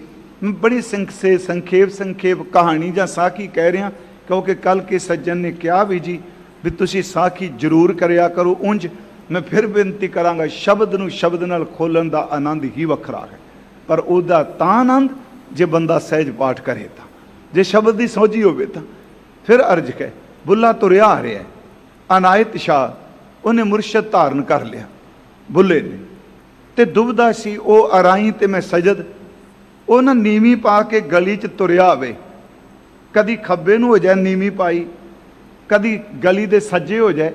ਇੰਨੀ ਦੇਰ ਨੂੰ ਇੱਕ ਬੀਬੀ ਆਪਣੇ ਸਿਰ ਤੇ ਗੋਹਾ ਚੁੱਕ ਕੇ ਤੁਰੀ ਆਵੇ, ਗਿੱਲਾ ਗੋਹਾ ਜਿਹੜੇ ਚੁੱਕਦੇ ਹੁੰਦੇ ਸਨ, ਤੇ ਉਹਦੇ ਵਿੱਚੋਂ ਗੰਦਾ ਪਾਣੀ ਝੋ ਰਿਹਾ ਸੀ। ਉਹਨੇ ਵੇਖਿਆ ਵੀ ਤੁਰਿਆ ਹੁੰਦਾ, ਕਦੀ ਖੱਬੇ ਹੋ ਜਾਂਦਾ ਕਦੀ ਸੱਜੇ, ਉਹ ਵੀ ਵਿਚਾਰੀ ਕਦੀ ਖੱਬੇ ਹੋਵੇ ਸੱਜੇ ਹੋਵੇ ਤੇ ਛਿੱਟਾਂ ਨਾ ਪੈ ਜਾਣ। ਉਹ ਜਦੋਂ ਨਾ ਹਟਿਆ, ਖੱਬੇ ਸੱਜੇ ਵੱਧਦਾ ਅੱਗੇ ਆ ਗਿਆ, ਕਿਹਾ ਜਾਂਦਾ ਉਹਨੇ ਇੱਕੋ ਗੱਲ ਕਹੀ, ਵੇ ਬੁੱਲਿਆ, ਇੱਕ ਪਾਸੇ ਹੋ ਜਾ, ਜਾਂ ਖੱਬੇ ਹੋ ਜਾ ਜਾਂ ਸੱਜੇ ਹੋਏ, ਦੋਵੇਂ ਪਾਸੇ ਚੱਲੇਗਾ ਤੇ ਛਿੱਟਾਂ ਪੈ ਜਾਣਗੀ। ਉਹਨੇ ਉਸੇ ਗੱਲ ਨੂੰ ਪਕੜ ਲਿਆ, ਕਹਿੰਦਾ ਵਾਕਈ ਮੈਂ ਦੁਬਦਾ ਚਾਂ, ਕਦੀ ਅਨਾਇਤ ਸ਼ਾਹ ਨੂੰ ਚੇਤੇ ਕਰਨਾ ਤੇ ਕਦੀ ਸਜਦਾਂ ਦੀ ਕੁੱਲ ਵੇਖਣਾ, ਬਸ ਹੁਣ ਇੱਕ ਪਾਸੇ ਮੁਰਸ਼ਦ ਵਾਲੇ ਪਾਸੇ ਹੋਵਾਂਗਾ। ਮੈਂ ਫਿਰ ਬੇਨਤੀ ਕਰਾਂਗਾ, ਮਹਾਰਾਜ ਕਹਿੰਦੇ ਜਿਸ ਨੂੰ ਸਤਿਗੁਰੂ ਮਿਲ ਜਾਏ, ਮਨੀਸ਼ਾ ਖਤਮ ਹੋ ਗਈ, ਮਨ ਦੀ ਦੁਬਦਾ ਜਿਹੜੀ ਉਹ ਮਰ ਗਈ। ਮਨਸਾ ਮਾਰ ਦੁਬਦਾ ਸਹਿਜ ਸਮਾਣੀ, ਜਿਹੜੀ ਦੁਬਦਾ ਸੀ ਨਾ ਜੀ, ਉਹ ਪਲਟ ਗਈ, ਉਲਟ ਗਈ। ਕੀ ਹੋ ਗਈ? ਅਡੋਲ ਅਵਸਥਾ ਹੋ ਗਈ। ਜਿਹੜਾ ਡੋਲਦਾ ਮਨ ਸੀ ਉਹ ਸਹਿਜ ਵਿੱਚ ਟਿਕਿਆ ਹੈ। ਪਾਇਆ ਨਾਮ ਅਪਾਰਾ, ਤੇ ਉਸ ਅਪਾਰ ਵਾਹਿਗੁਰੂ ਜੀ ਦੇ ਨਾਮ ਦੀ ਪ੍ਰਾਪਤੀ ਕੀਤੀ ਹੈ। ਹਰ ਰਸ ਚਾਖ ਮਨ ਨਿਰਮਲ ਹੋਆ, ਹਰੀ ਪਰਮਾਤਮਾ ਦੇ ਰਸ ਨੂੰ ਚਖਿਆ ਤੇ ਮੈਲਾ ਮਨ ਨਿਰਮਲ ਹੋਇਆ ਹੈ। ਕਿਲ ਬਿਖ ਕਾਟਣ ਹਾਰਾ, ਤੇ ਜਿਹੜਾ ਨਾਮ ਸਾਡੇ ਅੰਦਰ ਕਈ ਜਨਮਾਂ ਦੇ ਪਾਪਾਂ ਦੀਆਂ ਜੜ੍ਹਾਂ ਪਈਆਂ ਨੇ। ਮੈਂ ਇੱਕ ਵਾਰ ਬੇਨਤੀ ਕੀਤੀ ਸੀ, ਗੁਰਮਖੋ, ਬੰਦਾ ਬਿਮਾਰ ਹੁੰਦਾ ਨਾ, ਕੋਈ ਭੈੜੀ ਬਿਮਾਰੀ ਲੱਗ ਜਾਏ, ਡਾਕਟਰ ਕਹਿੰਦਾ ਇਹਦੇ ਸੈੱਲ ਫਿਰ ਉੱਠ ਬੈਠੇ ਆ, ਤੇ ਕਈ ਵਾਰੀ ਹੁਣ ਚਲੋ ਦੱਸ ਵੀ ਦਿੰਦੇ ਆ, ਨਹੀਂ ਜੀ ਬਸ ਹੱਥ ਖੜੇ ਹੋ ਗਏ। ਜਦੋਂ ਬੰਦਾ ਸਰੀਰ ਛੱਡ ਜਾਂਦਾ ਨਾ ਬਹੁਤ ਔਖੀ ਬਿਮਾਰੀ ਚੋਂ, ਭੈੜੀ ਬਿਮਾਰੀ ਚੋਂ, ਉਦੋਂ ਫਿਰ ਕਈ ਵਾਰੀ ਪਰਿਵਾਰ ਵੀ ਕਹਿਣ ਲੱਗ ਪੈਂਦਾ, ਚਲੋ ਵਿਚਾਰਾ ਛੁੱਟ ਗਿਆ, ਦੁੱਖ ਬੜਾ ਪਾਇਆ। ਸੱਚੀ ਮੁੱਚੀ ਕਹਿੰਦੇ ਆ, ਸਮਝੌਤਾ ਕਰ ਲੈਂਦੇ ਆ ਨਾ, ਤੇ ਕਰਨਾ ਪੈਂਦਾ। ਚਲੋ ਛੁੱਟ ਗਿਆ, ਦੁੱਖ ਬੜਾ ਪਾਇਆ। ਪਿਆਰਿਓ, ਸਰੀਰ ਨੂੰ ਲੱਗੇ ਕੋਈ ਬਿਮਾਰੀ ਦੇ ਕੀਟਾਣੂ, ਜਿਸਮ ਵਿੱਚੋਂ ਜੋਤ ਨਿਕਲੇ ਤੇ ਕਹਾਂਗੇ ਸ਼ੁਕਰ ਹੋਇਆ ਛੁੱਟ ਗਿਆ। ਪਰ ਜਿਸ ਬੰਦੇ ਦੇ ਅੰਦਰ ਖੌਮੇ ਦੇ ਕੀਟਾਣੂ ਆ ਗਏ ਨਾ, ਜਿਹਦਾ ਮਨ ਮੈਲਾ ਹੋ ਗਿਆ, ਸਰੀਰ ਛੁੱਟ ਜਾਊਗਾ, ਇਹ ਕੀਟਾਣੂ ਅਗਲੇ ਜਨਮ ਫਿਰ ਪਹੁੰਚ ਜਾਣੇ, ਕਿਉਂਕਿ ਇਹਦੇ ਨਾਲ ਛੁਟਕਾਰਾ ਨਹੀਂ ਹੋਣਾ। ਇੱਥੇ ਸਤਿਗੁਰੂ ਸ਼ਬਦ ਵਰਤ ਰਿਹਾ ਕਿ ਪ੍ਰਮਾਤਮਾ ਦੀ ਕਿਰਪਾ ਨਾਲ ਖਰੀ ਪਰਮਾਤਮਾ ਦਾ ਰਸ ਚਖਿਆ ਹੈ। ਤੇ ਸੱਚ ਇਹ ਵੇ ਕਿ ਜਿਹੜੇ ਜਨਮਾਂ ਦੇ ਕਿਲਵਿਕ ਪਾਪ ਸਨ, ਉਹ ਕੱਟੇ ਗਏ ਹਨ। ਸ਼ਬਦ ਮਰਹੋ ਫਿਰ ਜੀਵੋ ਸਦ ਹੀ, ਸਤਿਗੁਰੂ ਕਹਿੰਦੇ ਨੇ ਜੇ ਮਰਨਾ ਹੈ ਭਾਈ, ਸ਼ਬਦ ਵਿੱਚ ਮਰੋ ਓਏ। ਇਹ ਵੀ ਫਿਰ ਕਿਸੇ ਦਿਨ ਅਰਜ਼ ਕਰਾਂਗਾ, ਰਹੋ ਵਿਚਾਰ। ਸ਼ਬਦ ਵੀ ਜਿਹੜਾ ਮਰ ਜਾਏ। ਉਂਝ ਵੈਸੇ ਦਾਸ ਨੇ ਬੇਨਤੀ ਕੀਤੀ ਸੀ, ਗੁਰੂ ਗ੍ਰੰਥ ਸਾਹਿਬ ਵਿੱਚ ਜਦੋਂ ਪਾਠ ਕਰਨੇ ਆ, ਜਿੰਨੀ ਕੁ ਸਮਝ ਪਈ, 3 ਤਰ੍ਹਾਂ ਦੀ ਮੌਤ ਦਾ ਜ਼ਿਕਰ ਕੀਤਾ ਹੈ। ਇੱਕ ਤਾਂ ਫਿਜ਼ੀਕਲ ਡੈਥ ਹੈ ਕਿ ਜਿਹੜਾ ਜੰਮਿਆ ਉਹਨੇ ਮਰਨਾ ਹੀ ਮਰਨਾ ਹੈ, ਮਰਨ ਲਿਖਾਏ ਮੰਡਲ ਮੈਂ ਆਏ, ਸਭ ਨੇ ਮਰਨਾ ਹੈ। ਦੂਸਰੀ ਮੌਤ ਹੈ, ਬੰਦਾ ਜਿਉਂਦਾ ਹੈ, ਖਾਂਦਾ ਪੀਂਦਾ ਹੈ, ਹਉਮੈ ਵਿੱਚ ਲਲਕਾਰੇ ਮਾਰਦਾ, ਪਰ ਵਾਹਿਗੁਰੂ ਚੇਤੇ ਨਹੀਂ। ਗੁਰੂ ਜੀ ਕਹਿੰਦੇ ਨੇ ਇਹ ਵੀ ਮਰਿਆ ਹੋਇਆ ਹੈ। ਮਿਰਤਕ ਕਈਆਂ ਨਾਨਕਾ ਜੈ ਪ੍ਰੀਤ ਨਹੀਂ ਭਗਵੰਤ, ਤਿਨ ਸੁਣੀ ਦੇ ਫਿਰੈ ਬਿਨ ਨਾਮੈ, ਉਹ ਖੱਪ ਖੱਪ ਮੂਵੇ ਕਰਾਂਝਾ, ਚਲਦੀ ਫਿਰਦੀ ਲਾਸ਼। ਇੱਕ ਆਏ ਪਿਆਰਿਓ, ਜਿਹੜਾ ਸ਼ਬਦ ਮਰੋ ਫਿਰ ਜੀਵੋ ਸਦਕੇ, ਜਿਹੜਾ ਸ਼ਬਦ ਵਿੱਚ ਆਪਣੇ ਆਪ ਨੂੰ ਮਾਰ ਦੇਵੇ, ਉਹ ਸਦੀਵ ਕਾਲ ਲਈ ਜਿੰਦਾ ਹੈ। ਤਾ ਫਿਰ ਮਰਨ ਨਾ ਹੋਈ, ਸ਼ਬਦ ਵਿੱਚ ਮਰਨ ਵਾਲੇ ਨੂੰ ਦੁਬਾਰਾ ਮੌਤ ਦਾ ਭੈ ਨਹੀਂ ਰਹਿੰਦਾ, ਉਹਦਾ ਜਨਮ ਮਰਨ ਕੱਟਿਆ ਜਾਂਦਾ ਹੈ। ਅੰਮ੍ਰਿਤ ਨਾਮ ਸਦਾ ਮਨ ਮੀਠਾ, ਪਿਆਰਿਓ, ਜਿਹੜਾ ਪਰਮੇਸ਼ਵਰ ਦਾ ਨਾਮ ਅੰਮ੍ਰਿਤ ਹੈ, ਇਹ ਸਦੀਵ ਕਾਲ ਵਾਸਤੇ ਮਿਠਾਸ ਦੇਣ ਵਾਲਾ ਹੈ। ਸਬਦੇ ਪਾਵੈ ਕੋਈ, ਪਰ ਕੋਈ ਟਾਵਾਂ ਟਾਵਾਂ ਪਰਮੇਸ਼ਵਰ ਦੀ ਕਿਰਪਾ ਨਾਲ ਇਸ ਸ਼ਬਦ ਰਾਹੀਂ, ਸ਼ਬਦ ਦੀ ਬਦੌਲਤ ਇਹ ਦਾਤ ਪ੍ਰਾਪਤ ਕਰਦਾ ਹੈ। ਦਾਤਾ ਦਾਤ ਰੱਖੀ ਹੱਥ ਆਪਣਾ। ਇਹ ਸਾਰੀਆਂ ਦਾਤਾਂ ਜਿਹੜੀਆਂ ਨੇ ਇਹ ਦਾਤੇ ਨੇ ਆਪਣੇ ਹੱਥ 'ਚ ਰੱਖੀਆਂ ਨੇ, ਕਿਸੇ ਬੰਦੇ ਦੇ ਹੱਥ 'ਚ ਨਹੀਂ ਜੀ। ਤੇ ਉਹਦੀ ਆਪਣੀ ਮਰਜ਼ੀ ਹੈ, ਜਿਹਨੂੰ ਮਰਜ਼ੀ ਦੇ, ਜਿਹਨੂੰ ਮਰਜ਼ੀ ਨਾ ਦੇ। ਇਹ ਕੋਈ ਸਿਲੇਬਸ ਥੋੜਾ। ਜੇ ਆਪਾਂ ਕਹੀਏ ਜੀ ਕਮਾਈਆਂ ਕਰ ਕਰਕੇ ਵੀ ਨਹੀਂ ਕਹਿੰਦੇ ਹਨ, ਕਮਾਈ ਕਰ ਕਰਕੇ ਦਾਤ ਮਿਲੀ। ਪਿਆਰਿਓ, ਜਿਹੜੀ ਚੀਜ਼ ਕਮਾਈ ਕਰਕੇ ਮਿਲ ਜਾਏ ਉਹ ਦਾਤ ਨਹੀਂ ਹੁੰਦੀ, ਉਹ ਹੱਕ ਹੋ ਜਾਂਦਾ ਹੈ। ਕਮਾਈ ਕੀਤੀ ਤੇ ਹੱਕ ਮਿਲ ਗਿਆ, ਮਿਹਨਤਾਂ ਨਾਲ ਮਿਲ ਗਿਆ। ਇਹ ਕਨੇਹੀ ਦਾਤ ਆਪਸ ਤੇ ਜੋ ਪਾਈ ਹੈ, ਨਾਨਕ ਸਾ ਕਰਮਾਤ ਸਾਹਿਬ ਤੁਠੈ ਜੋ ਮਿਲੇ ਦਸ। ਜਿਹੜੀ ਦਾਤ ਹੈ ਉਹ ਸਾਹਿਬ ਦੀ ਦਿਆਲਤਾ 'ਚ ਮਿਲਦੀ ਏ। ਇਹ ਦਾਤ ਕਿਤੇ ਆਪਣੀ ਕਮਾਈ ਨਾਲ ਮਿਲਦੀ। ਇਸੇ ਕਰਕੇ ਗੁਰੂ ਨਾਨਕ ਸਾਹਿਬ ਸੱਚੇ ਪਾਤਸ਼ਾਹ ਜਦੋਂ ਪਾਕ ਪਟਨ ਗਏ, ਮੈਂ ਤਾਂ ਅਰਜ਼ ਕਰ ਲੱਗਾ ਵੀ ਦਾਤੇ ਦੇ ਹੱਥ ਵਿੱਚ ਦਾਤ ਹੈ, ਕਿਸੇ ਬੰਦੇ ਦੇ ਹੱਥ ਨਹੀਂ। ਤੇ ਜੇ ਬੰਦਿਆਂ ਦੇ ਹੱਥ 'ਚ ਹੁੰਦੀ ਨਾ, ਮੰਨ ਲਓ ਵਾਹਿਗੁਰੂ ਜੀ ਸਾਡੇ ਤੋਂ ਪੁੱਛ ਲੈਣ ਵੀ ਇਹਨਾਂ ਨੂੰ ਕੋਈ ਦਈਏ ਕਿ ਨਾ। ਚੇਤੇ ਰੱਖਿਓ, ਇੱਥੇ ਬੰਦਾ ਸਕੇ ਭਰਾ ਨੂੰ ਵੀ ਰਾਤ ਰੋਟੀ ਨਾ ਖਾਂਦਾ। ਇਸਕੇ ਹਾਥ ਹੋਏ ਤਾਂ ਸਭ ਕੁਛ ਲੈ। ਇਹਦੇ ਹੱਥ ਵਿੱਚ ਹੋਦਾ ਤੇ ਸਭ ਕੁਝ ਕਹੇ ਮੇਰੇ ਕੋਲ ਆ ਜਾਏ, ਕਿਸੇ ਹੋਰ ਕੋਲ ਨਹੀਂ ਚਾਹੀਦਾ। ਇਹ ਦਾਤੇ ਦੇ ਹੱਥ ਵਿੱਚ ਦਾਤ ਹੈ ਜੀ। ਬਿਓ ਪੁੱਛਣਾ ਮਸਲ ਧਰੈ, ਜੋ ਕਿਛ ਕਰਾ ਸੋ ਆਪੇ ਕਰਾ। ਕਿਸੇ ਦੀ ਸਲਾਹ ਨਹੀਂ ਲੈਂਦਾ, ਪਤਾ ਨਹੀਂ ਕਿਹਨੂੰ ਦਾਤ ਦੇਣੀ।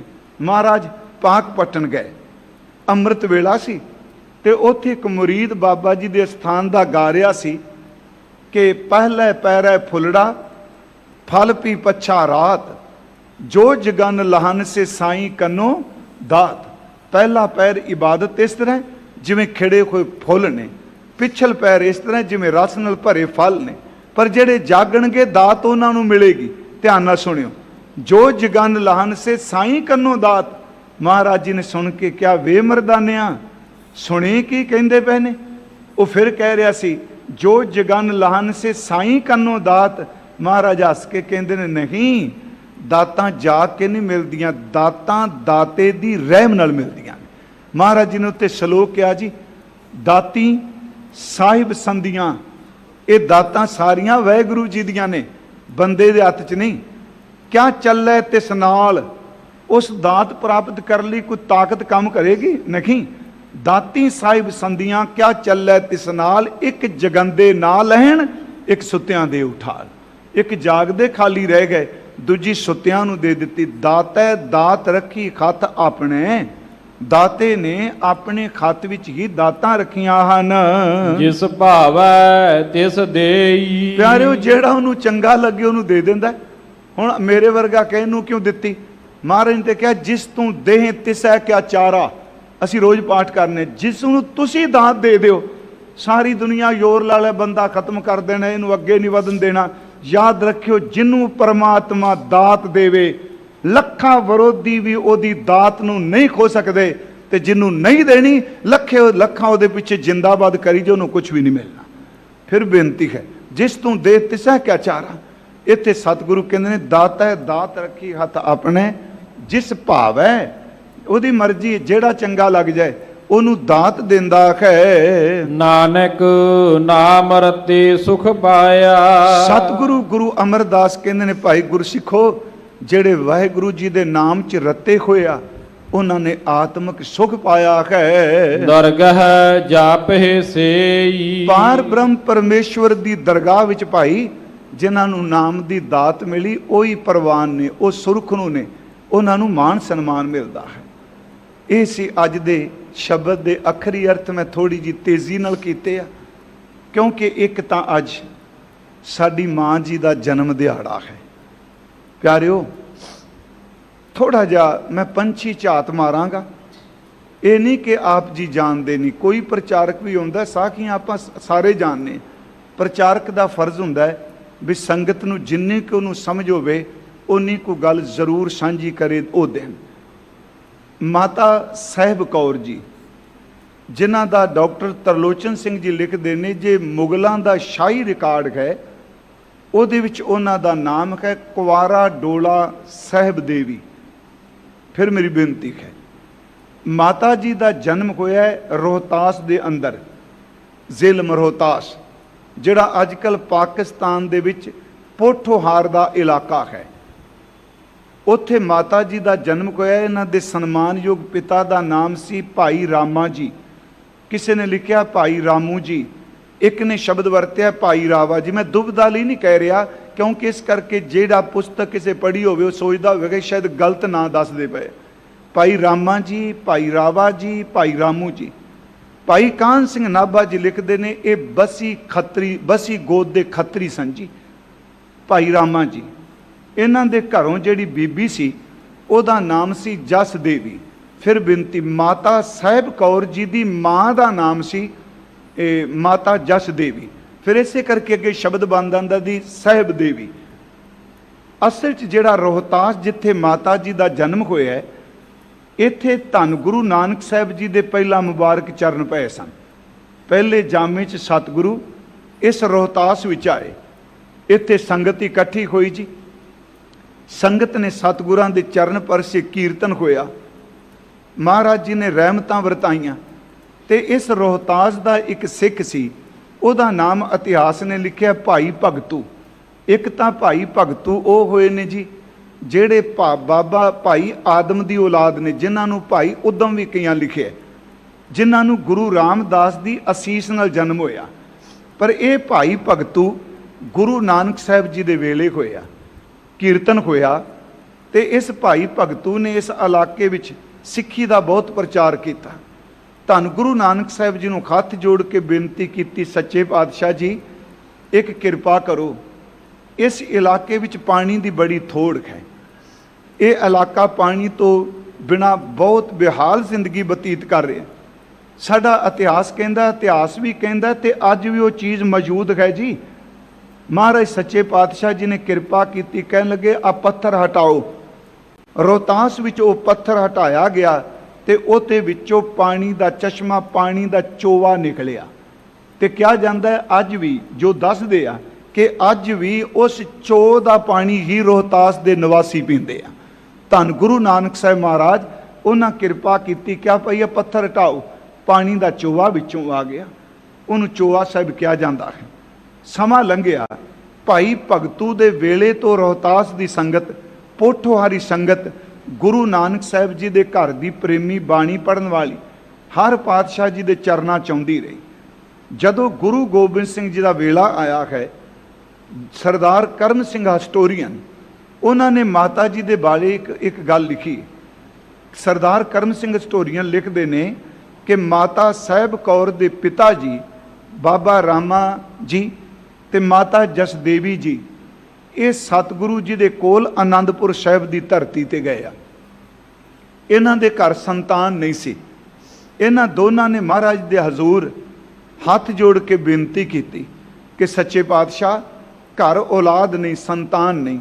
ਤੇ ਮੈਂ ਆਪ ਨੂੰ ਫਿਰ ਵੇਰਵਾ ਦੇ ਦਿਆਂ ਕਿ ਸਿੱਖ ਨੇ ਗੁਰੂ ਦੇ ਦਰ ਤੋਂ ਹੀ ਝੋਲੀ ਅੱਡ ਕੇ ਮੰਗਣਾ ਹੈ। ਕਈ ਵਾਰੀ ਆਪਾਂ ਕਹਿੰਦੇ ਜੀ ਇਹ ਕਾਹਦੇ ਲਈ ਦੁਨਿਆਵੀ ਮੰਗਾਂ ਨੇ, ਪਰ ਮੇਰੀ ਫਿਰ ਵੀ ਬੇਨਤੀ ਹੈ, ਸਿੱਖ ਦੇ ਲੋਕ ਤੇ ਪਰਲੋਕ ਦਾ ਰੱਖਿਅਕ ਸਤਿਗੁਰੂ ਹੈ। ਦੋਵੇਂ ਥਾਂ ਰੱਖੇ ਗੁਰ ਸੂਰੇ, ਸਮਰੱਥ ਸਤਿਗੁਰੂ ਸੂਰਮੇ ਨੇ ਦੋਨੋਂ ਦਾਤਾਂ ਦੇਣੀਆਂ ਨੇ, ਲੋਕ ਦੀਆਂ ਵੀ ਤੇ ਪਰਲੋਕ ਦੀਆਂ ਵੀ। ਇਸੇ ਕਰਕੇ ਧੰਨ ਗੁਰੂ ਅਰਜਨ ਸਾਹਿਬ ਦੇ ਬੋਲ ਨੇ, ਮਾਨ ਮੰਗੂ ਤਾਨ ਮੰਗੂ ਧਨ ਲਖਮੀ ਸੁਤ ਦੇਹ, ਇਹ ਦਾਤਾਂ ਤੇਰੇ ਦਰ ਤੋਂ ਮੰਗਣੀਆਂ। ਉਹਨਾਂ ਕਿਹਾ ਮਹਾਰਾਜ ਘਰ ਸੰਤਾਨ ਨਖੀ। ਸਤਿਗੁਰੂ ਜੀ ਮੁਸਕਰਾਏ, ਕਹਿਣ ਲੱਗੇ ਭਾਈ ਸਿੱਖਾ, ਜਿਹੜੀ ਅਰਦਾਸ ਤੁਸੀਂ ਕਰਨ ਆਏ ਹੋ, ਗੁਰੂ ਨਾਨਕ ਸਾਹਿਬ ਜੀ ਮਿਹਰ ਕਰਨਗੇ, ਤੁਹਾਡੇ ਘਰ ਪਰਮਾਤਮਾ ਸੰਤਾਨ ਦੀ ਦਾਤ ਜ਼ਰੂਰ ਦੇਗਾ। ਕਰਮ ਸਿੰਘ ਹਿਸਟੋਰੀਅਨ ਨੇ ਇਹ ਗੱਲ ਲਿਖੀ ਹੈ। ਕਹਿੰਦੇ ਨੇ ਪਰਿਵਾਰ ਚਲਾ ਗਿਆ ਰੋਹਤਾਸ। ਸਮਾਂ ਪਾ ਕੇ ਇਹਨਾਂ ਦੇ ਘਰ ਇੱਕ ਬੇਟੀ ਤੇ ਇੱਕ ਬੇਟੇ ਦਾ ਜਨਮ ਹੋਇਆ। ਮਾਤਾ ਜਸ ਦੇਵੀ ਨੇ ਜਿਸ ਬੇਟੀ ਨੂੰ ਜਨਮ ਦਿੱਤਾ ਉਹਦਾ ਨਾਮ ਰੱਖਿਆ ਗਿਆ ਸਾਹਿਬ ਦੇਵੀ, ਜਾਂ ਅਸੀਂ ਸ਼ਬਦ ਵਰਤਨੇ ਆ ਸਾਹਿਬ ਦੇਵਾ। ਅੰਜ ਹਜ਼ੂਰ ਸਾਹਿਬ ਅੱਜ ਵੀ ਸਾਹਿਬ ਦੇਵਾ ਹੀ ਸ਼ਬਦ ਕਿ ਮਾਤਾ ਸਾਹਿਬ ਦੇਵੀ ਅਸੀਂ ਵਰਤਨੇ, ਸਾਹਿਬ ਦੇਵੀ ਰੱਖਿਆ ਗਿਆ। ਤੇ ਜਿਸ ਬੇਟੇ ਦਾ ਜਨਮ ਹੋਇਆ, ਇੱਕ ਬੇਟੀ ਤੇ ਇੱਕ ਬੇਟਾ, ਉਹਨਾਂ ਦੇ ਘਰ ਜਨਮ ਲਿਆ, ਉਸ ਬੇਟੇ ਦਾ ਨਾਮ ਭਾਈ ਰਾਮਾ ਜੀ ਨੇ ਰੱਖਿਆ ਸਾਹਿਬ ਚੰਦ, ਜਿਨ੍ਹਾਂ ਨੂੰ ਖਾਲਸੇ ਦਾ ਮਾਮਾ ਜੀ ਵੀ ਕਈ ਵਾਰੀ ਸ਼ਬਦ ਵਰਤੇ ਜਾਂਦੇ ਆ। ਇਹ ਬੱਚੀ ਜਿਹਦੇ ਸੰਜੋਗ ਕਿੱਡੇ ਵੱਡੇ ਹੋਣਗੇ, ਕਿਹੋ ਜੀ ਧੁਰ ਦਰਗਾਹ ਤੋਂ ਰੂਹ ਆਈ ਹੈ ਕਿ ਜਿਹਦਾ ਸੰਜੋਗ ਗੁਰੂ ਗੋਬਿੰਦ ਸਿੰਘ ਜੀ ਨਾਲ ਬਣਨਾ ਹੈ, ਤੇ ਦੁਨੀਆ ਵਿੱਚ ਪਹਿਲੀ ਘਟਨਾ ਵਾਪਰਨੀ ਹੈ ਕਿ ਇਕੱਠੇ ਰਹਿੰਦਿਆਂ ਹੋਇਆਂ ਆਤਮਿਕ ਸੁਮੇਲ ਹੈ, ਸਰੀਰਕ ਸੁਮੇਲ ਨਹੀਂ। ਇਹ ਬੱਚੀ ਜਦੋਂ ਥੋੜੀ ਜੀ ਵੱਡੀ ਹੋਈ, ਕਹਿੰਦੇ ਨੇ ਇਹਨੂੰ ਗੁਰਬਾਣੀ ਕੰਠ ਕਰਾਣੀ ਸ਼ੁਰੂ ਕਰ ਦਿੱਤੀ। ਧਰਮਸ਼ਾਲਾ ਵਿੱਚ ਸੰਗਤ ਨੇ ਹੋਣਾ, ਜਦੋਂ ਇਸ ਦਾ ਨਾਮ ਰੱਖਿਆ ਉਸ ਵਕਤ ਇਤਿਹਾਸ ਕਹਿੰਦਾ ਇਹਨਾਂ ਦੇ ਪਿਤਾ ਜੀ ਨੇ ਸੰਗਤ ਵੀ ਧਰਮਸ਼ਾਲਾ 'ਚ ਇਹ ਅਰਦਾਸ ਕੀਤੀ, ਸੰਗਤ ਜੀ ਇਹ ਬੇਟੀ ਮੈਂ ਸਤਿਗੁਰੂ ਗੁਰੂ ਗੋਬਿੰਦ ਸਿੰਘ ਜੀ ਦੇ ਚਰਨਾਂ ਵਿੱਚ ਫਿਰ ਸ਼ਬਦ ਬੇਨਤੀ ਕਰਾਂ। ਗੁਰੂ ਘਰ ਦੇ ਵਿੱਚ ਇਹਨੂੰ ਭੇਟਾ ਸ਼ਬਦ ਨਾ ਹੀ ਵਰਤਾਂ, ਵੈਸੇ ਵਿਦਵਾਨਾਂ ਨੇ ਵਰਤਿਆ, ਉਹਦਾ ਮਤਲਬ ਸੀ ਇਹ ਡੋਲਾ ਇਹ ਮੇਰੀ ਬੇਟੀ ਮੈਂ ਧੰਨ ਗੁਰੂ ਗੋਬਿੰਦ ਸਿੰਘ ਜੀ ਨੂੰ ਹੀ ਸਮਰਪਿਤ ਕਰਨੀ ਹੈ। ਉਸ ਦਿਨ ਅਰਦਾਸ ਹੋਈ ਜੀ ਧਰਮਸ਼ਾਲਾ ਵਿੱਚ। ਸੰਗਤ ਨੇ ਇਸ ਨਿੱਕੀ ਜੀ ਬਾਲੜੀ ਨੂੰ ਮਾਂ ਕਹਿਣਾ ਸ਼ੁਰੂ ਕਰ ਦਿੱਤਾ। ਪਰ ਉਸ ਦਿਨ ਤੋਂ ਬਾਅਦ ਜੀ ਇੱਕ ਅਲੌਕਿਕ ਜਿਹਾ ਨੂਰ ਮਾਤਾ ਜੀ ਦੇ ਚਿਹਰੇ ਤੇ ਆ ਗਿਆ। ਇਹਨਾਂ ਸ਼ਬਦ ਬੈਠ ਕੇ ਧਰਮਸ਼ਾਲਾ ਸ਼ਬਦ ਪੜ੍ਹਨੇ, ਬਾਣੀ ਪੜ੍ਹਨੀ, ਤੇ ਪੂਰੇ ਦਾ ਪੂਰਾ ਪੋਠੋਹਾਰੀ ਇਲਾਕਾ ਜਿਹੜਾ ਹੈ ਇਹ ਸਤਿਗੁਰੂ ਜੀ ਦੇ ਨਾਮ ਜਪਾਣੀ ਵਾਲੇ ਇਹ ਮਾਤਾ ਜੀ ਸਾਹਿਬ ਦੇਵੀ ਨੂੰ ਮਾਤਾ ਜੀ ਕਹਿ ਕੇ ਉਹੀ ਅਦਬ ਦੇਣ ਲੱਗ ਪਏ ਧੁਰ ਅੰਦਰੋਂ, ਜਿਵੇਂ ਗੁਰੂ ਸਾਹਿਬ ਜੀ ਦੇ ਮਹਿਲ ਨੇ। ਸਮਾਂ ਲੰਘਿਆ ਜੀ। ਇਤਿਹਾਸ ਕਹਿੰਦਾ ਮਾਤਾ ਜੀ ਦੀ ਉਮਰ, ਵੈਸੇ ਕੁਝ ਵਿਦਵਾਨਾਂ ਨੇ 1681 ਦਾ ਜਨਮ ਦਿੱਤਾ ਹੈ। ਮਹਾਰਾਜ ਜੀ ਤੋਂ ਤਕਰੀਬਨ 15-16 ਸਾਲ ਛੋਟੇ ਸਨ। ਮੈਂ ਤਕਰੀਬਨ ਸ਼ਬਦ ਵਰਤ ਰਿਹਾ ਜੀ, ਕਿਉਂਕਿ ਪੂਰੀਆਂ ਤਰੀਕਾਂ ਨਹੀਂ ਕਈ ਵਾਰੀ ਮਿਲਦੀਆਂ। ਜਦੋਂ ਇਹ 15 ਸਾਲ ਦੇ ਹੁੰਦੇ ਆ ਤੇ ਉਸ ਵਕਤ ਪਰਿਵਾਰ ਕਹਿੰਦਾ, ਸੰਗਤ ਕਹਿੰਦੀ ਹੈ ਪਿਤਾ ਜੀ ਨੂੰ, ਭਾਈ ਰਾਮਾ ਜੀ ਨੂੰ, ਕਿ ਆਪਾਂ ਬੇਟੀ ਨੂੰ ਸਤਿਗੁਰੂ ਦੇ ਦਰਬਾਰ ਵਿੱਚ ਸਮਰਪਣ ਕਰਨਾ ਹੈ, ਅਸੀਂ ਵਿਆਹ ਕਰਦੀ ਉੱਥੇ ਜਾ ਕੇ। ਇਹ ਸੰਗਤ ਪੋਠੋਹਾਰ ਤੋਂ ਚੱਲੀ, ਸ਼ਬਦ ਪੜ੍ਹਦੀ।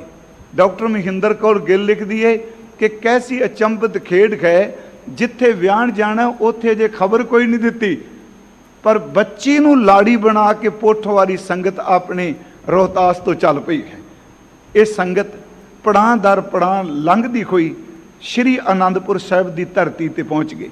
ਤੇ ਮੈਂ ਆਪ ਨੂੰ ਕਿਹਾ ਮੈਂ ਬੜਾ ਸੰਖੇਪ ਜੀ ਅਰਜ਼ ਕਰ ਰਿਹਾ, ਸਿਰ ਪੰਛੀ ਧਾਤਕ ਹੈ। ਇਹ ਅਨੰਦਪੁਰ ਸਾਹਿਬ ਪਹੁੰਚੇ। ਹੁਣ ਸਤਿਗੁਰੂ ਦੇ ਦਰਬਾਰ 'ਚ ਗੱਲ ਕੌਣ ਕਰੇ? ਰਾਤ ਇਹਨਾਂ ਵਿਸ਼ਰਾਮ ਕੀਤਾ।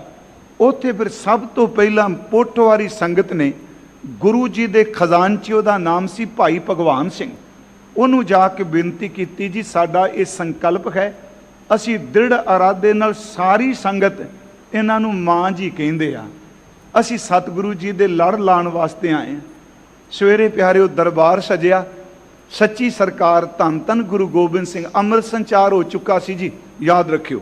ਮਾਤਾ ਜੀਤ ਕੌਰ ਜੀ ਨੇ ਪਤਾਸੇ ਪਾਏ ਸਨ, ਸਾਰਾ ਦਰਬਾਰ ਸਜਿਆ ਹੈ। ਤੇ ਉਸ ਵਕਤ ਮਾਤਾ ਜੀ ਦੇ ਪਿਤਾ ਜੀ ਭਾਈ ਰਾਮਾ ਜੀ ਗਲ 'ਚ ਪੱਲਾ ਪਾ ਕੇ ਖੜੇ ਹੋ ਗਏ। ਸਾਰੀ ਸੰਗਤ ਵੇਖਣ ਲੱਗ ਪਈ। ਉਹਨਾਂ ਨੇ ਹੱਥ ਜੋੜ ਕੇ ਬੇਨਤੀ ਕੀਤੀ, ਸੱਚੇ ਪਾਤਸ਼ਾਹ ਮੈਂ ਪੋਠੋਹਾਰੀ ਰੋਹਤਾਸ ਦਾ ਵਸਨੀਕ ਆਪ ਜੀ ਦੇ ਦਰ ਦਾ ਸਿੱਖ ਆਇਆ ਹਾਂ। ਨਾਲ ਆਪਣੀ ਬੱਚੀ ਨੂੰ ਖੜਿਆ ਕੀਤਾ। ਸੱਚੇ ਪਾਤਸ਼ਾਹ ਸਾਰੀ ਸੰਗਤ ਜਿਸ ਦਿਨ ਇਸ ਬੱਚੀ ਦਾ ਜਨਮ ਹੋਇਆ ਤੁਹਾਡੀਆਂ ਅਸੀਸਾਂ ਨਾਲ ਹੈ। ਅਸੀਂ ਉਸ ਦਿਨ ਦੀ ਸੰਕਲਪ ਬਣਾ ਲਿਆ ਸੀ, ਫੁਰਨਾ ਬਣਾਇਆ ਸੀ ਕਿ ਇਹ ਬੱਚੀ ਆਪ ਜੀ ਦੇ ਲੜ ਲਾਣੀ ਹੈ। ਲੜ ਲਾਣਾ ਸ਼ਬਦ ਸੌਖਾ ਹੋ ਜਾਏਗਾ। ਆਪ ਜੀ ਦੇ ਲੜ ਲਾਣੀ ਹੈ। ਸਾਰੀ ਸੰਗਤ 'ਚ ਇੱਕੋਦਮ ਚੁੱਪ ਛਾ ਗਈ। ਇਹ ਕੀ ਹੋ ਗਿਆ? ਕਿਉਂਕਿ ਮਹਾਰਾਜ ਜੀ ਦੇ ਮਾਤਾ ਸੁੰਦਰੀ ਜੀ ਤੇ ਮਾਤਾ ਜੀਤੋ ਜੀ, ਵੇਖੋ ਜੋ ਸ਼੍ਰੋਮਣੀ ਕਮੇਟੀ ਨੇ ਵੀ ਇਤਿਹਾਸ ਲਿਖਿਆ, ਤਿੰਨਾਂ ਮਾਤਾਵਾਂ ਦੇ ਜਨਮ ਸਥਾਨ ਵੱਖਰੇ ਨੇ, ਤਿੰਨਾਂ ਦੇ ਚਲਾਣੇ ਵਾਲੇ ਸਥਾਨ ਵੱਖਰੇ ਨੇ ਜੀ। ਮਹਾਰਾਜ ਜੀ ਨੇ ਸੁਣਿਆ ਤੇ ਫਿਰ ਖਾਮੋਸ਼ੀ ਨੂੰ ਤੋੜਦਿਆਂ ਸੱਚੇ ਪਾਤਸ਼ਾਹ ਬੋਲੇ, ਫਰਮਾਇਓ ਨੇ ਕਿ ਦੇਖੋ ਜੀ ਤੁਸੀਂ ਦ੍ਰਿੜ ਸੰਕਲਪ ਕੀਤਾ ਹੈ ਲੜ ਲਾਉਣ ਦਾ। ਅਸੀਂ ਜੀਤੋ ਜੀ ਦੇ ਮਾਤਾ ਜੀਤੋ ਜੀ ਅਸੀਂ ਅਦਬ ਲਕਾਂਗੇ, ਜਿਨ੍ਹਾਂ ਨੂੰ ਮਾਤਾ ਜੀਤ ਕੌਰ ਵੀ ਸਾਡੇ ਵਿਦਵਾਨ ਕੇ ਲਿਖਦੇ, ਕਿ ਅਸੀਂ ਉਹਨਾਂ ਦੇ ਚਲਾਣੇ ਤੋਂ ਬਾਅਦ ਦ੍ਰਿੜ ਸੰਕਲਪ ਕੀਤਾ ਹੈ ਬ੍ਰਹਮਚਰਜ ਦਾ।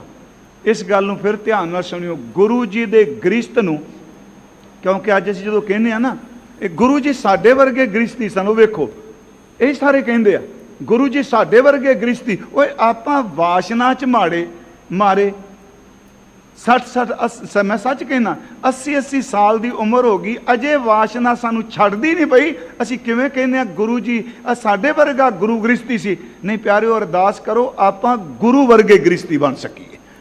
फिर अर्ज है ये कहना सतगुरु साडे वर्गे गृहस्थी सन। नहीं प्यारिओ, गुरु जी का गृहस्थ वो वासना की पूर्ति नहीं। महाराज जी ने कहा जी जदों दे चलाना कर गए, असीं दृढ़ संकल्प किया गृहस्थ धारण नहीं करना। प्यारिओ, संगत चुप कर गई। भाई रावा जी रोन लग पे। कुछ इतिहास कहता भी ये शाम चली गई। दूसरे दिन फिर उस रात पिता जी सत्कारयोग भाई मनी सिंह जी नूं मिले। पिता जी का मतलब बाबा रामा जी, माता जी के पिता जी। बाबा राम कोयर जी बाबा बुढ़ा साहब की अंश बंश विचों ਜਿਹੜੇ ਅੰਮ੍ਰਿਤ ਛਕ के भाई गुरबख्श सिंह बने, उन्होंने मिले। माता गुजरी जी नूं मिले। उसने रो के क्या, माँ जी मैं धी सतगुरु दे लड़ लाण दा दृढ़ संकल्प किया है। सच एवे मेरी धी नूं किसे ने हुण लैणा थोड़ा है, तुसीं किरपा करो। माता जी ने, भाई मनी सिंह जी ने, बाबा बुढ़ा साहब की अंश बंश विचों भाई राम कोयर जी ने सतगुरां नूं बेनती की। महाराज जी ने क्या सुबह आओ, तैयारी की गई, दीवान सजिया जी। तो फिर भाई रामा जी उठ के खड़े हुए। सच्चे पातशाह साडी पोठोहारियां दी बेनती स्वीकार करो। हजूर ने क्या, सिखा तेरी भावना है पर याद रखियो रहणगे साडे घर ही, रहणगे साडे कोल ही, पर साडा इन्हां दा शरीरक संबंध नहीं। ये इस घर विच कुआरे डोले दे रूप च रहणगे कुआरे डोले दे रूप च। प्यारिओ, उस वक्त जिन्हां रबाबियां ने कीर्तन किया आनंद कारज वेले, भाई सद्दू जी ते भाई मद्दू जी, इन्हां दोवां कीर्तन किया। बाबा राम कोयर जी बाबा बुढ़ा साहब की अंश बंश विचों उन्हां प्यारिओ लावां दा पाठ करके कई सज्जन भाई मनी सिंह लिखते हैं। भाई मनी सिंह जी का योगदान है। बाबा राम कोयर जी उन्होंने सारी मर्यादा निभाई। माता जी का डोला अज घर गया जी। संगत जी, माता जी ने एक बेनती की, सच्चे पातशाह ते मेरी बेनती है, सिखो ये दिन जरूर मनाया करो, हर घर च मनाया करो। ते दुनिया की माँ जन्म लेंदी है प्यारिओ, ओदियां बरसियां मनाइयां जांदियां ने। तुहाडी माँ तां ओवे जे पिता ने सदैव कायम रहनी है, तुहाडी माँ भी सदैव कायम रहनी है। माता साहिब कौर जी अज घर गए हा, डोला घर गया। महाराज उन्होंने एक बेनती की, सच्चे पातशाह एक तो चरण धोन की सेवा, दूजा मैं प्रशादा तां छकना आप जी के दर्शन करके। इस तरह हुंदा सी जी आनंदपुर साहब। सच्चे पातशाह जी ने जाना, माता जी ने सेवा करनी, प्रशादा छकाना। आखिर औरत है ना, इस्त्री अंदर इस्त्री पुणा है, तो इस्त्री अंदर माँ भी है ना एक लुकी हुई। एक दिन मन च पता नहीं कि आया, साहिबजादे खेडते देखे, फुरना आया कि जे मेरी कुख नूं भी भाग लगता। सच्चे पातशाह जी आए, सेवा की, अज उदासीनता सी।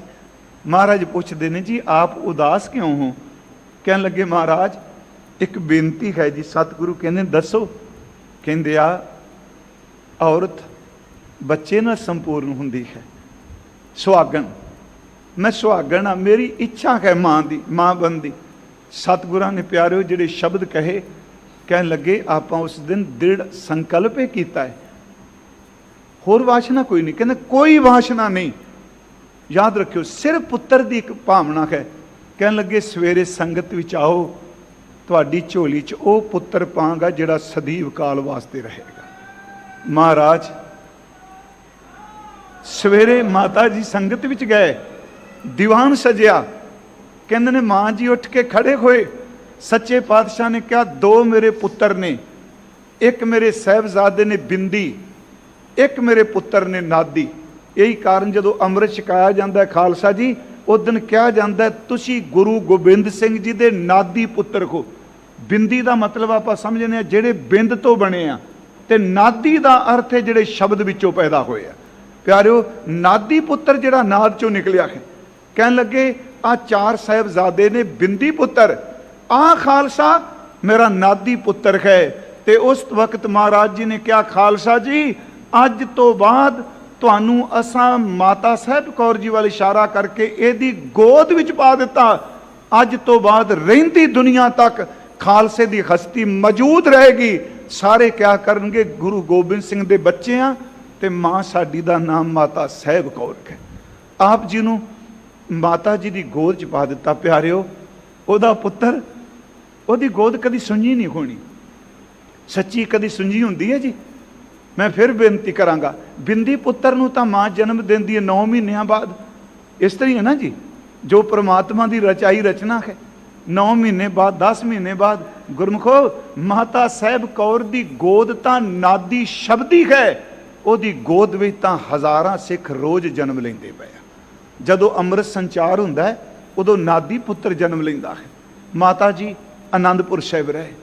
उस तो बाद जदों आनंदपुर साहिब दे घेरे पे सरसा नदी ते परिवार दा विछोड़ा होया, माता साहिब कौर जी, माता सुंदरी जी, माता सुंदर कौर में शब्द वरदियां, क्योंकि साडे सज्जन अजकल ये शब्द वरदे आ, रहो विचार इन्हां नावां नूं निठ के विचारन दी लोड़ है। ये फिर दिल्ली चले जाते हैं। महाराज चमकौर की जंग लड़ के छोटे साहिबजादे शहीद हो गए, माता गुजरी जी शहीद हो गए। मैं संखेप बेनती करा, महाराज साबो की तलवंडी पहुँच गया मुक्तसर की जंग लड़ के। भाई मनी सिंह जी मातावां जी नूं लैके दमदमा साहिब आए। संगत सी जी, पर 5 प्यारे अगे कोल बैठते सन। अज 5 प्यारिਆਂ ਚ ਉੱਥੇ कोई नहीं, क्योंकि भाई दया सिंह ते भाई धर्म सिंह जफरनामा लैके जा चुके आ।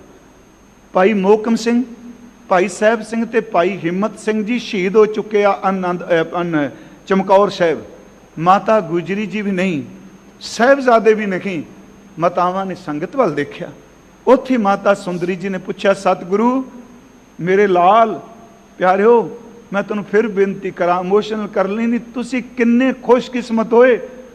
इत्थे हर आगू अपने बच्चे बचांदा है, दूजियां दे मरवांदा है। मेरे सतगुरु तू अपने चारे को के शहीद करा रहे, पर खालसा पंथ नूं बचा के रखा है। बड़ी बड़ी बख्शिश की। नाल फरमाया, इन पुत्रन के सीस पर वार दिए सुतचार, 4 मुवे तो क्या हुआ जीवत कई हजार। महाराज दखन नूं जांदे आ, औरंगजेब की मौत हो जाती है। बहादुर शाह लड़ाई करदा, तारा आजम नाल जंग हुंदी है। मैं बड़ा संखेप चल रहा। गुरु साहब तो सहायता मंगदा है भाई नंद लाल जी दे राही। जाजो दे मैदान भी जंग हुंदी है। इतिहासकार ये कहंदे आ बहादुर शाह हार रहा सी, पहले दिन हार हुई है। फिर बहादुर शाह ने अपने बंदियां नूं कहा, गुरु गोबिंद सिंह जी दा खालसा आया है, उन्हां नूं कहो अरदास करन, उन्हां दी अरदास मैनूं जित जरूर दवाएगी। मैं बेनती करा, इत्थों महाराज दखन नूं जांदे आ, माता जी नाल जांदे आ जी आनंदपुर साहिब। तो आनंदपुर साहिब तो चलते मैं फिर अर्ज की दिल्ली, दिल्ली तो दमदमा साहिब। फिर जदों महाराज दिल्ली आउंदे आ, फिर माता जी नदेड़ तक जाते आ। माता सुंदरी जी दिल्ली रुक जाते आ। प्यारिओ तुसीं हजूर साहिब जाते हो, अबचल नगर जाते हो। मैं तो कई बार कहना हुना, भजन बंदगी लिए उत्थे 2 थावां ने, एक पासे पिता जी ने, दूजे पासे माँ जी ने। जिस गुरुद्वारे का नाम माता साहिब है, माता साहिब ही कहते हैं सारे उत्थे जी, यही लफ्ज वरत्या, माता साहिब चले हैं, माता साहिब चले हैं। हीरा घाट बामणवाड़ा पिंड है जी, वो इस सुन रहे होणगे हजूर साहिब भी। महाराज ने बामणवाड़े पिंड च अपना टेंट लवाया जिथे हीरा घाट है, ते माता साहिब का स्थान हीरा घाट दे बिल्कुल नाल है। महाराज रात नूं अपने तंबू च हीरा घाट रहिंदे सन, ते दिने जिथे माता साहिब कौर जी सन उस स्थान ते जाना क्या जाता है, माता जी दे पूर्वला तप स्थान है बंदगी वाला। उत्थे माता जी ने हत्थी प्रशादा तैयार करना, रोज़ अपने हत्थी प्रशादा तैयार करना ते महाराज जी नूं छकाना। प्यारे रोज़ सतगुरु आउंदे ने, शाम नूं चले जाते हैं। वक्त आया सतगुरां ने कह दिता एक दिन माता साहिब देवा जी नूं कि साडा ज्योति जोत समाउण दा वक्त आ गया, तुसीं वापस दिल्ली चले जाओ। बहुत बैराग भी सन माता जी, बोले नहीं। हजूर ने फिर क्या जी, माता सुंदरी जी वाल इशारा करके तुसीं उत्थे चले जाओ उन्हां दे कोल। भाई राम कौर जी उस वक्त नदेड़ तक गए सन, तुहाडे नाल इह जाणगे। याद रखियो, धन बाबा बुढ़ा साहिब दा परिवार जिन्ना भरोसे वाला यह परिवार गुरु नानक साहिब के घर च रहा, शायद कोई होर होवे।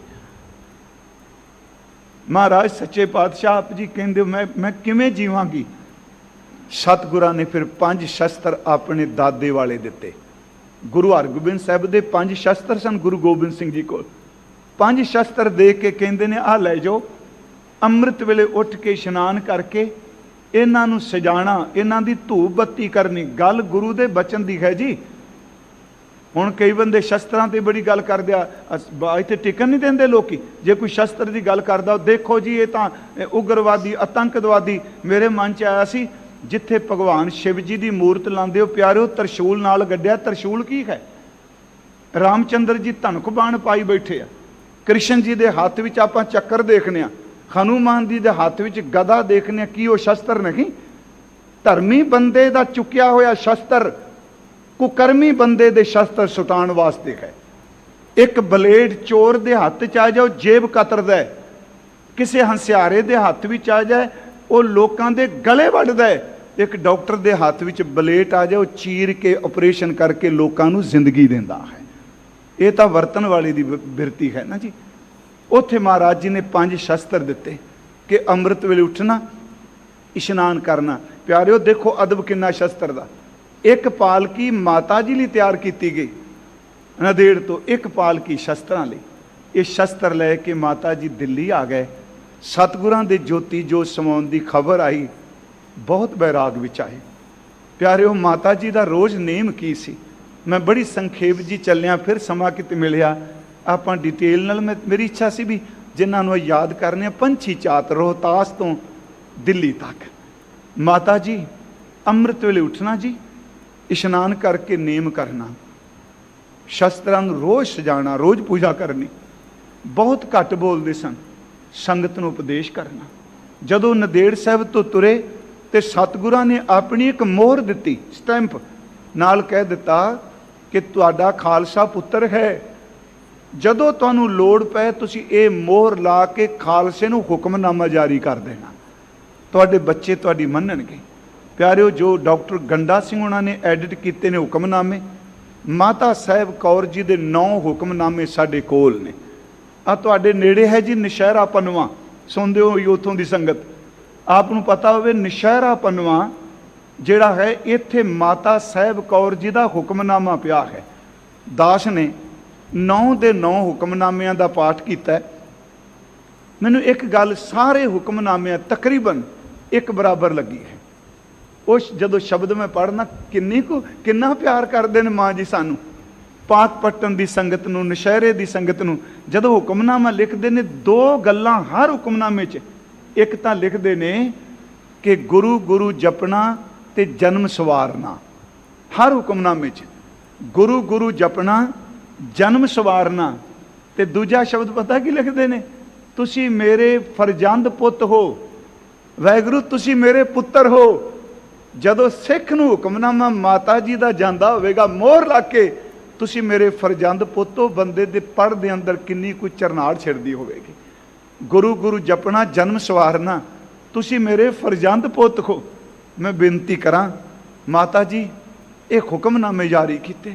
ਹਾਂ, ਜਿਹੜੇ ਸ਼ਸਤਰ ਸਤਿਗੁਰਾਂ ਨੇ ਦਿੱਤੇ, ਅਜੀਤ ਸਿੰਘ ਪਾਲਤ ਪੁੱਤਰ, ਸਭ ਨੂੰ ਪਤਾ ਉਸ ਚੀਜ਼ ਦਾ, ਮਾਤਾ ਸੁੰਦਰੀ ਜੀ ਨੇ ਜਿਹਨੂੰ ਅਡਾਪਟ ਕੀਤਾ ਸੀ, ਉਹ ਏਡਾ ਨਕੰਮਾ, ਉਹਨੇ ਇੱਕ ਦਿਨ ਧੱਕੇ ਨਾਲ ਸ਼ਸਤਰ ਧਾਰਨ ਕੀਤੇ, ਮਾਤਾ ਜੀ ਨੂੰ ਅਪਸ਼ਬਦ ਬੋਲੇ। ਮਾਤਾ ਜੀ ਨੇ ਉਸ ਦਿਨ ਪਹਿਲੀ ਵਾਰ ਬੋਲ ਕੇ ਕਿਹਾ, ਗੁਰੂ ਕੇ ਸ਼ਸਤਰਾਂ ਦੀ ਬੇਅਦਬੀ ਕਰਨ ਲੱਗਾ, ਸੱਚੀ ਮੁੱਚੀ ਅਜਾਈ ਮੌਤ ਮਰੇਗਾ। ਇਹ ਕੁਝ ਹੋਇਆ। ਮਾਤਾ ਜੀ 66 ਸਾਲ ਦੇ ਕਰੀਬ ਜੀ, ਮੈਂ ਫਿਰ ਬੇਨਤੀ ਕਰਾਂਗਾ 65-66 ਸਾਲ ਦੇ ਕਰੀਬ ਇਸ ਮ੍ਰਿਤ ਮੰਡਲ ਵਿੱਚ ਵਰਤੇ।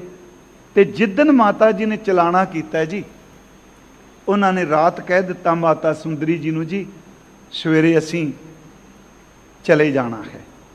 ਅੰਮ੍ਰਿਤ ਵੇਲੇ ਉੱਠੇ ਜੀ, ਉਸੇ ਤਰ੍ਹਾਂ ਇਸ਼ਨਾਨ ਕੀਤਾ, ਚਿੱਟੇ ਬਸਤਰ ਪਾਏ, ਕਮਜ਼ੋਰ ਸੀ ਸਰੀਰ ਉਸ ਦਿਨ ਮਾਤਾ ਜੀ ਦਾ।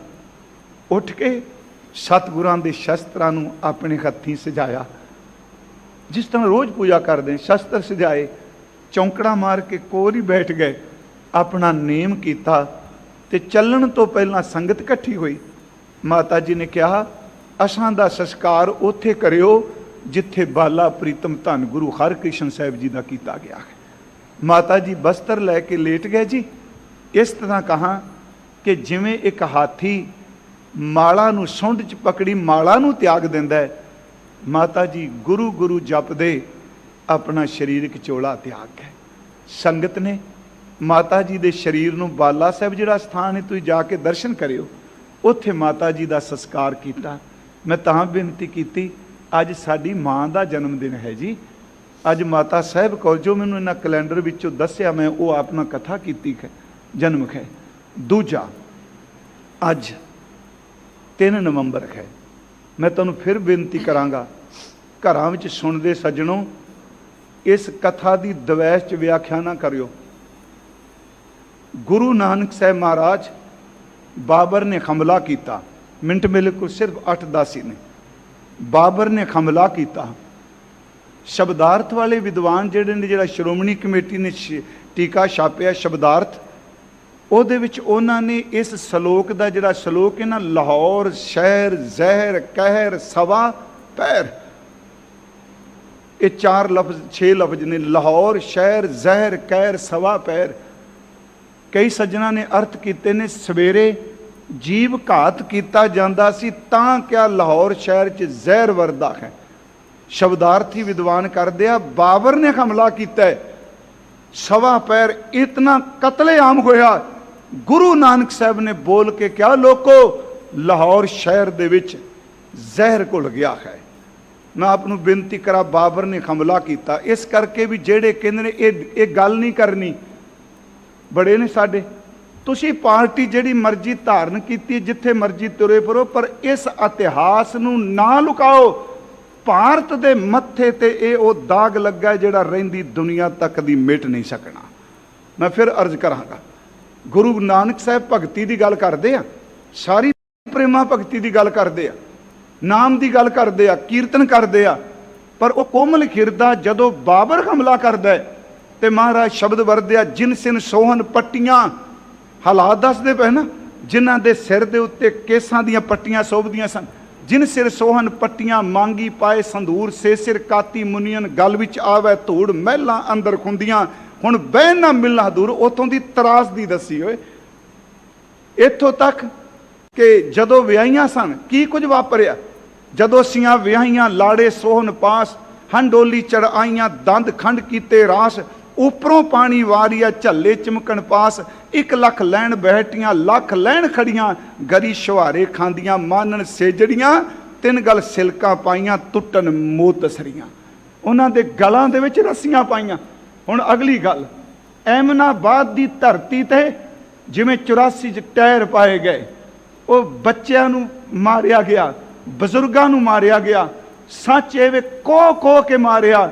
ਉਹ ਤਸੀਹੇ ਤਾਂ ਬਿਆਨ ਹੀ ਨਹੀਂ ਕੀਤੇ ਜਾ ਸਕਦੇ।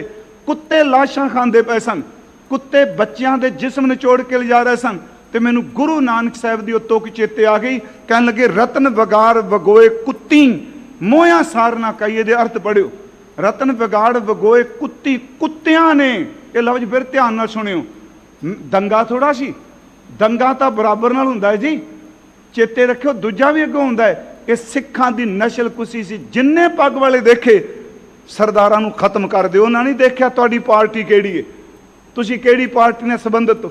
ਗੁਰੂ ਜੀ ਕਹਿੰਦੇ, ਰਤਨ ਵਿਗਾੜ ਵਗੋਏ ਕੁੱਤੀ, ਮੋਇਆ ਸਾਰ ਨਾ ਕੋਈ ਕਾਈ। ਰਤਨਾ ਵਰਗੇ ਸਰੀਰ ਬੱਚਿਆਂ ਦੇ, ਬੀਬੀਆਂ ਦੇ, ਬਜ਼ੁਰਗਾਂ ਦੇ, ਕਹਿਣ ਲੱਗੇ ਨਾ ਕੁੱਤਿਆਂ ਨੇ ਪਾੜ ਕੇ ਰੱਖ ਦਿੱਤੇ। ਗਲੀਆਂ ਵਿੱਚ ਸਰੀਰ ਰੁਲਦੇ ਪਏ ਨੇ, ਕੋਈ ਸੰਸਕਾਰ ਕਰਨ ਵਾਲਾ ਵੀ ਨਹੀਂ। ਇਹ ਮੁੱਦਤਾਂ ਪਹਿਲਾਂ ਮਹਾਰਾਜ ਨੇ ਬਾਣੀ 'ਚ ਕਿਹਾ, ਭਾਵੇਂ ਉਹ ਬਾਬਰ ਦੇ ਹਮਲੇ ਨਾਲ ਸੰਬੰਧਿਤ ਹੈ। ਮੈਂ ਇੱਕ ਬੇਨਤੀ ਹੋਰ ਆਪ ਨੂੰ ਅੱਜ ਕਰਨੀ ਚਾਹੁੰਦਾ, ਉਹ ਘੱਟੋ ਘੱਟ ਹਾ ਦਾ ਨਾਰਾ ਤਾਂ ਮਾਰ ਦਿਓ। ਜਿਹੜਾ ਬੰਦਾ ਗੱਲ, ਮੈਂ ਇੱਥੇ ਮੰਜੀ ਸਾਹਿਬ ਬੋਲਿਆ ਸਾਂ ਬਰਗਾੜੀ ਕਾਂਡ ਬਾਰੇ, ਮੈਂ ਅੱਜ ਵੀ ਨਹੀਂ ਇਸ ਗੱਲ ਨੂੰ ਪਿੱਛੇ ਹਟਦਾ। ਸੱਚ ਇਹ ਬੇਅਦਬੀ ਬਾਰੇ ਬੋਲਿਆ, ਜੋ ਹੋਇਆ ਤੁਹਾਨੂੰ ਸਭ ਨੂੰ ਪਤਾ ਹੈ। ਇਹ ਨਹੀਂ ਕਿ ਮੈਂ ਇੱਕ ਪਾਸੜ ਹੋ ਕੇ ਬੇਨਤੀ ਕਰ ਰਿਹਾ, ਮੈਂ ਕੋਈ ਸੱਚ ਪੁੱਤਰ ਹਾਂ ਇਕੱਲਾ, ਮੇਰੇ 'ਚ ਵੀ ਔਗਣ ਬਹੁਤ ਨੇ, ਪਰ ਇਤਿਹਾਸ ਨੂੰ ਕਿਵੇਂ ਬਦਲ ਦਿਆਂਗੇ। ਜੇ ਆਪਾਂ ਕਹੀਏ ਜੀ ਖਾਂ ਦਾ ਨਾਰਾ ਤਾਂ ਮਾਰ ਦਿਓ ਪਿਆਰਿਓ। ਦੇਖੋ ਮਲੇਰਕੋਟਲੇ ਵਾਲਾ ਸ਼ੇਰ ਮੁਹੰਮਦ ਖਾਂ, ਉਹਦੇ ਕੋਲ ਇੱਕ ਮੌਕਾ ਆਇਆ। ਇਹ ਤਾਂ ਉਦੋਂ ਵੀ ਗਰ ਗਏ ਲੋਕ ਹੋਏ। ਵਜ਼ੀਰ ਖਾਨ ਨੇ ਗੁਰੂ ਗੋਬਿੰਦ ਸਿੰਘ ਦੇ ਪੁੱਤਰਾਂ ਨੂੰ ਕਚਹਿਰੀ 'ਚ ਨਵਾਬ ਮਲੇਰਕੋਟਲੇ ਨੂੰ ਬੁਲਾ ਕੇ ਕਿਹਾ ਕਿ ਤੂੰ ਆ ਗੁਰੂ ਗੋਬਿੰਦ ਸਿੰਘ ਦੇ ਪੁੱਤਰ ਮੇਰੇ ਕੋਲ ਨੇ, तेरे भरा नाहर खान नूं गुरु गोबिंद सिंह ने मारिया, ते महाराज ने लिखिया जफरनामे च, झुद्दी दम के नाहर बेआमद बाजंग, चशीदे यके तीरे मन बेद रंग। मैं नाहर खान नूं देखिया, एक तीर मैं परो दिता, उन्होंने मैं धरती ते सड़ दिता। लिखिया मैं मारिया, कह लगे तेरा भरा मारिया, तू एदा बदला एदे बच्चियां नूं मार के ले लै। ओ मैं कहना उस बंदे ने विरोध सारी जिंदगी किया जी, ये नहीं कि उदों बाद साथ दिता, पर ओदे अंदर भी किते मानवता पई सी। उन्हें कूक के क्या नहीं ओए, गुरु गोबिंद सिंह मिलेगा तो मुकाबला जरूर करांगा, इन्हां बच्चों का की कसूर है। पर यारो ये तो बच्चों ने बख्शिया। दूजी गल जिहड़ी आपां कहने जी याद नहीं करना चाहिए, बड़े सिख भी कहते याद नहीं। मैं फिर बेनती करांगा, आ दशहरा निकल के गया है, रावण ने सीता जी का हरण किया। मैं बड़े अदब नाल शब्द वरतांगा। हनुमान नाटक मैं पढ़ रहा था, चलो हर ग्रंथ पढ़ी दा। रावण गुरु गोबिंद सिंह गुरु ग्रंथ साहब चाहता है, रोवे दै सिर लंक गवाए, जिन सीता आंदी डौरू वाए, डौरू वाए। पर हनुमान नाटक च लिखा है कि हनुमान जी जदों अशोक वाटिका पहुंचे, उन्होंने पता लग गया माता सीता जी इत्थे ने, वो वापस आ गए। तो उन्होंने पुछते हैं श्री रामचंद्र जी, भगवान श्री रामचंद्र जी हनुमान कुछ पता लगा सीता जी का?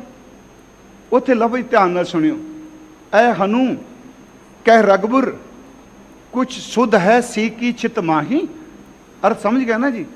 ऐ हनु कहो रघुबर, रघुबीर जी ने पूछा हनुमान कुछ सिद्ध है सी की सित माही, इस धरती ते सीता जी का पता है? अगो हनुमान जी बोल दिया है प्रभ लंक। लग गया पता महाराज जी, भगवान जी है प्रभ लंक कलंक बिना, पर उस ऊपर कोई कलंक नहीं, कोई दाग नहीं। एदा मतलब कि रावण हरण करके जरूर ले गया है, पर उस बंदे ने उस देवी के उत्ते कलंक कोई नहीं लगन दिता। फिर बिनती है प्रभ लंक कलंक बिना, बसे तो रावण बाग की शाही। अगो श्री रामचंद्र जी कहते हैं जीवत है, कहते कह बे को नाथ, कहन मात्र जिउंदी कादी जिउंदी। श्री रामचंद्र जी कहते असो क्यों ना मरी खम ते बिछुराई, साडे तो विछड़ के क्यों ना मर गई। अगे हनुमान जी कहते प्राण बसे पद पंकज में जम आवत है, पर पावत नहीं। भगवान जी उसके प्राण तुम्हारे चरणों में हैं, तुम्हारे चरणों में तो जमदूत आता ही नहीं। पर मैं एक बेनती करा, मैं क्यों सुनाया? रावण ने कलंक नहीं लाया कोई, पर याद रखियो युग बीतन तो बाद, जेड़े कहते याद भुल जाओ, युग बीतन तो बाद हर महला हर कूचा इस भारत का बहुत हिस्सा उस रावण के पुतले बना बना के साड़दा जिन्हें सिर हरण किया सी। सिख क्यों ना याद करे? मैं फिर बेनती करांगा, कानू वाण का छंब नहीं भुलना, चेते रखियो कुपर खेड़े का मैदान नहीं भुलना, 84 नहीं भुलना। एक और मैं बेनती कर दियांगा, आ जिहड़े दिन ने ये नहीं भुलने। तो अगली गल मैं सुरजीत पात्र दियां 4 सतरां कोट करके अज भी तक कहते सानू इंसाफ दे 40 साल हो चले ने, 39-40 साल जिहड़े उजड़ के आए उन्हां दे वसेबे कित्थे? सुरजीत पात्र ने कहा सी इस अदालत च बंदे बिरख हो गए, इस अदालत च बंदे बिरख हो गए, फैसले सुनदिया सुक गए। आखो इन्हां नूं उजड़े घरी जाण हुण, ये कदों तक इत्थे खड़े रहणगे? फिर लफ्ज़ सुनियो, बड़े गहरे शब्द सन। इस अदालत च बंदे बिरख हो गए, फैसले सुनदिया सुक गए। आखो इन्हां नूं उजड़े घरी जाण, उजड़े घरी जाण हुण, ये कदों तक इत्थे खड़े रहणगे? मैं उस दिन 2 सतरां लिखियां सन काबुक रूप च। मैं लिखिया सी जी सानू 84 भी नहीं भुलने, सानू 84 वाले भी नहीं भुलने, ते सानू फांसी वाले भी नहीं भुलने। जिहड़े 84 वाले सन वो भी नहीं भुलने, ते चेते रखियो जिहड़े साडे फांसी लाए सन वो भी नहीं भुलने।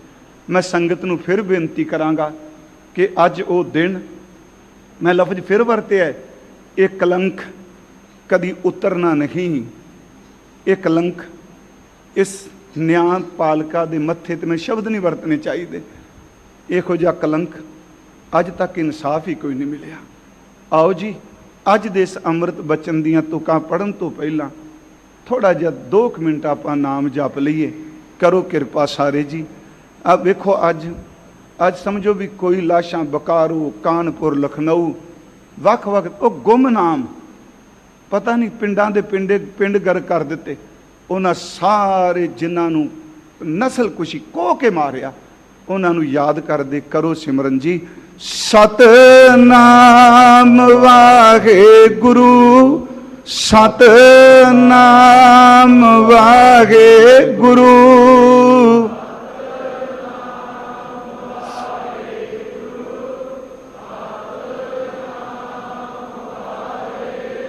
बीबियां सारे याद करो जी।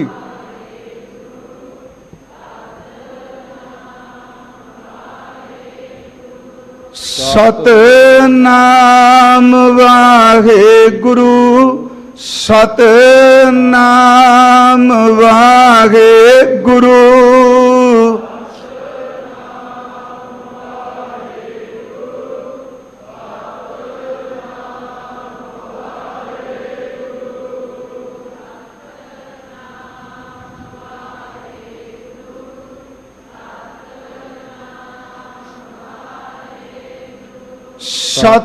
सतनाम वाहेगुरु सतनाम वाहेगुरु।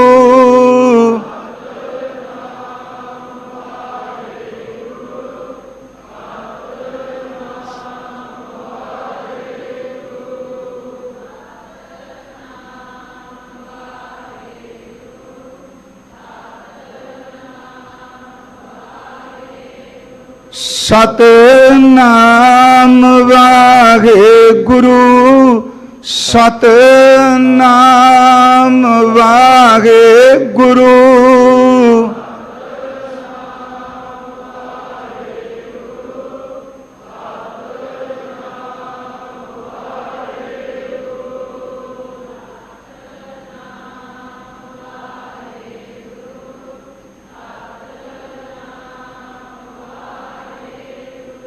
सतनाम वाहेगुरु सतनाम वाहेगुरु।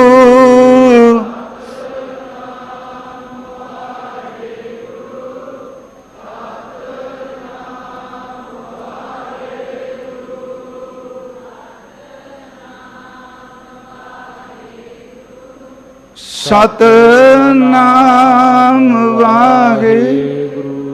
सतगुरु गुरु ग्रंथ ਸਾਹਿਬ सच्चे पातशाह जी आप जी ਦੀ ਬਾਣੀ ਦੇ ਅੱਖਰੀ ਅਰਥ ਕਰਦਿਆਂ ਵਿਚਾਰ ਕਰਦਿਆਂ ਮਾਤਾ ਸਾਹਿਬ ਜੀ ਆਪ ਜੀ ਦਾ ਜੀਵਨ ਸੁਣਾਉਂਦਿਆਂ 84 ਦੇ ਉਹਨਾਂ ਸਮੁੱਚਾ ਮਾਸੂਮ ਜਿਨ੍ਹਾਂ ਨੂੰ ਕਤਲੇਆਮ ਹੋਇਆ ਉਹਨਾਂ ਨੂੰ ਯਾਦ ਕਰਦਿਆਂ ਬਹੁਤ ਭੁੱਲਾਂ ਹੋਈਆਂ ਨੇ ਜੀ। आओ सतगुरु जी दे इस शब्द दे अंतले बचन सरवण करो जी। दाता दात रखी हाथ अपना जिस भावै तिस देई नानक नाम रते सुख पाया दरगह जापे सेई। वाहिगुरु जी का खालसा वाहिगुरु जी की फतेह।